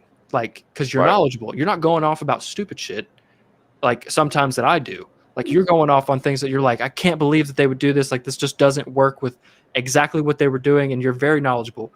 And so be that person in good and bad. Like be super ecstatic when you love something and give it props. And if you hate something, like JVS does it really well. When he's dogging something, he gives you points, he breaks it down, and you're very similar to that. You go into it, let me be smart, and then I'm over here like, I don't fucking care. Like I'm like, this is stupid. And I think it's honestly it's different from I'm on here, and then like I'm good on panels and stuff like that. Like me and Jay King, we jump off like this on Akasan and stuff, and the same thing with Ronan. Shout out to those guys and stuff. But yeah, it's like when I'm start recording myself, I feel like kind of stage fright. I'm here, I'm feeling chill and everything and stuff. But now I'm here, I'll do my reviews, and I'm like, hi guys, Johnny Mike 7. Right now you're talking to a camera by yourself. It's tough. Right. Yeah, no, it's tough for sure. But brother, yes. Well, like I said, Logan is always yeah. gonna be a guy for that DM shit. me if I didn't answer your question. DM me and really we can really talk about it, and I can try to help Ham you it out. It's it won't be too bad. I promise. Yeah. Cool. So where can the people find you and that channel of yours? Please you can find me on Jedi Mike 7 officially on YouTube. We do reviews, news, and truth and everything. Got Loki coming up, and then I'm trying to break down I have like a Taskmaster rant, which is just a section in my Black Widow review about it. But like thank you guys for your support and everything, wisdom and everything. You guys doing hard work and stuff. You guys are still growing more. But I'll be here next time. But I'm gonna shout out to you guys, man. Always will support. Yes, sir. Appreciate it. We're always grateful for that, man. And we love you, buddy. Appreciate it. Thank you, man. Thank you. Y'all know where to find my man. Give support. We'll see you next time. Go check out content creators, man. All right, man. See you next week, brother. Peace. Yeah, I love that guy. He's awesome. I know. He's so nice. But yeah, so all right. So these last little quick little minutes are devoted to you guys in the chat. Let it know. I say Kenya, I've been on here talking shit. All right. For always. Let's see. But no, if you haven't watched a Blind Wave reaction, I have watched them all the time. They're the best. They're the best reactions because somehow they get away with everything. Like there's a lot of channels like that. Literally, they will drag even like Married to the Real. Sometimes like so many like they'll have segments of like their reactions where like the scene is just going. I'm like, how the hell? Yeah, I can't. I have to chop a shit up. Like minute somebody says, "Yeah," in this day, chop. Right. You just went to the store, chop. Like some shit. Like I'm like, how do y'all do that? So I don't know. I think maybe just the bigger you are, the more they kind of let that and like things loose a little bit. Have more people to talk over it. Maybe that's probably true. It's just. It mutes out the sound a bit, like a little bit. I still hear like, if there's any score playing whenever I'm trying to edit my reaction, I gotta take it out. Like even unless it's less than like 5 seconds, which even that scares me. But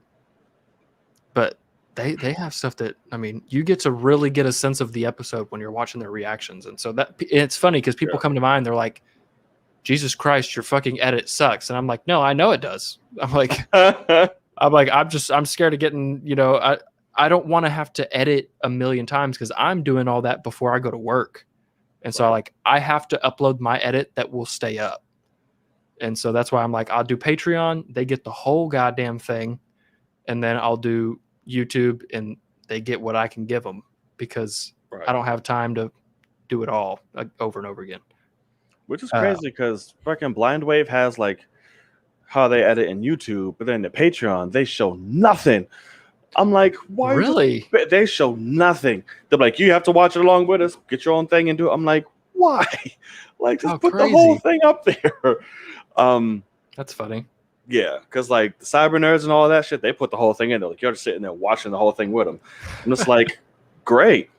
Yeah. So I'm just like, all right, whatever.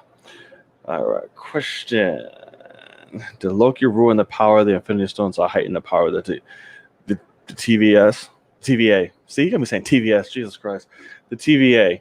It definitely heightened them. I would say. They made Infinity Stones look like a little bitch. They did, but I didn't care. We already had a moment with them, so I'm like, whatever. That was just to show you how powerful this TVA actually is. Right. No, and I know you do. Yeah. I look at it as, no, I mean, he definitely did not ruin the power in the Infinity Stones because if that's the case, like we see what classic Loki can do.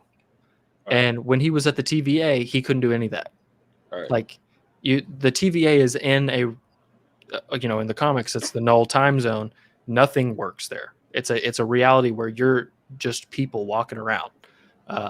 And so, I mean, for me, it was so funny when that first hit, people were so upset of like, we just had the whole Infinity Saga and now they just ruined them. And it's like, no, the point is that no, that's not the point. Like nobody goes to the TVA.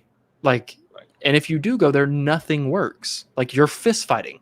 Yeah. So you better hope that you're big, like Thanos probably punched a lot of TVA people. Like when they took the Thanos copter, like he probably fucked up a lot of them by punching them. But if he had some of the Infinity Stones, those didn't work at all. And see, that's what's so funny. I don't understand it at all. Dramatic. That's why I don't understand at all how it could make Endgame and Infinity War feel pointless. That is. I don't see that at all. No, you're in a different reality where they're just not a part of reality. Yeah. They go to their most basic form of just rocks. Just like Bruce Banner probably could not turn into the Hulk there. Or Wanda is a fucking Sokovian woman walking around in there. Even though, because even though she's a Nexus being, the way that it made me feel is if she went to the TVA, nothing works there. You don't have your magic. So I don't think that hurt me at all. If anything, it just shows that, hey, you're literally in a place where everything that you've been going for this whole time, you are in a brand new place that doesn't give a fuck about that. You thought you was badass? You ain't shit here, homie. Right. And I mean, anybody got all 6 Infinity Stones. If they wanted to, they just walk up and snatch your ass. I mean, it's pretty awesome. That's what happened with Loki. It was like, listen, they walk in the TVA with the Infinity Gauntlet. You're all mine. Wait. Yeah. Usually fucking exactly. works. Exactly. It's like, yeah, no, sorry, buddy. Prune them. And you get sent to fucking Fart Cloud City, and then you're fucked. Fart Cloud City, and then that is it. But all right, I think it's a pretty good spot to clean it up.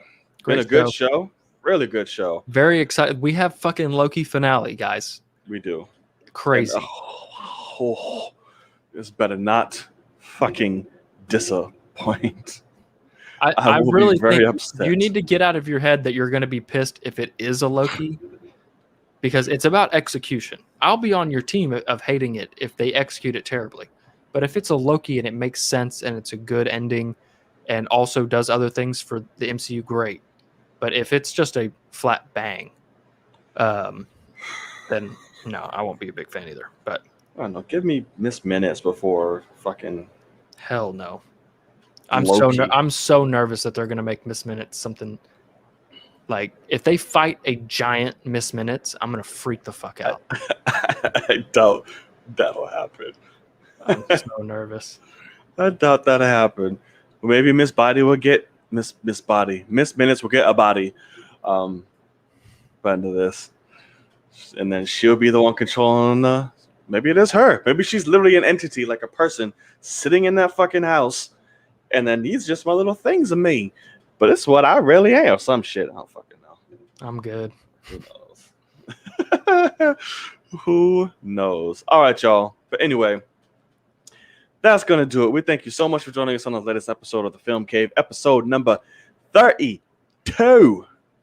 32. It's been a great one. We want to thank any and all who stopped by to hang out with us during this live session. And I hope you enjoyed the show. If you're watching this on playback, again, the easiest way, if you love what you saw here, if you like the conversation, if you have some of your own and you hadn't had a chance to, ask her to get it out, there's always the next time. Be sure to hit that subscribe button and that notification bell to be reminded when the show is up, and hit that thumbs up because it really helps the channel out a lot and helps us reach a lot more people. And leave those comments too. Keep the conversation going. Always looking, always watching. We'd love to hear from you. Yeah. All righty. Sir Logan, where can the people find you? What do you got going on? Well, we've got obviously Loki. You can be expecting my reaction pretty early tomorrow morning. I don't stay up. I go to sleep and then I wake up super early and do it. So you can expect that over there at the YouTube channel Logan Swish. I also, if you want to subscribe to Patreon, I do my full reactions on that. And I also did just react to Mask of the Phantasm over there on Patreon. So yeah, you must have missed Did that. I miss that? Yeah. God damn it. But yeah, so I got that. I'm thinking about doing that a little bit. Maybe go Superman Lois at some point. Trying to figure out a new show. But yeah, so if you're interested, head over there to the channel. The soundtrack is awesome. Okay. So yes, y'all know where to find him. Go show us some love, some support. His channel is linked in the description box of this video, so make sure you go check it out and hit that subscribe button. You guys know where you can find me right here, Night Entertainment. My social media and all platforms is right up there, so make sure you go check it out. Hit that follow. And yeah, guys. So it's gonna do it. It's your boy Knight. And I'm Logan. And we will see y'all in the cave. Peace. Later, guys.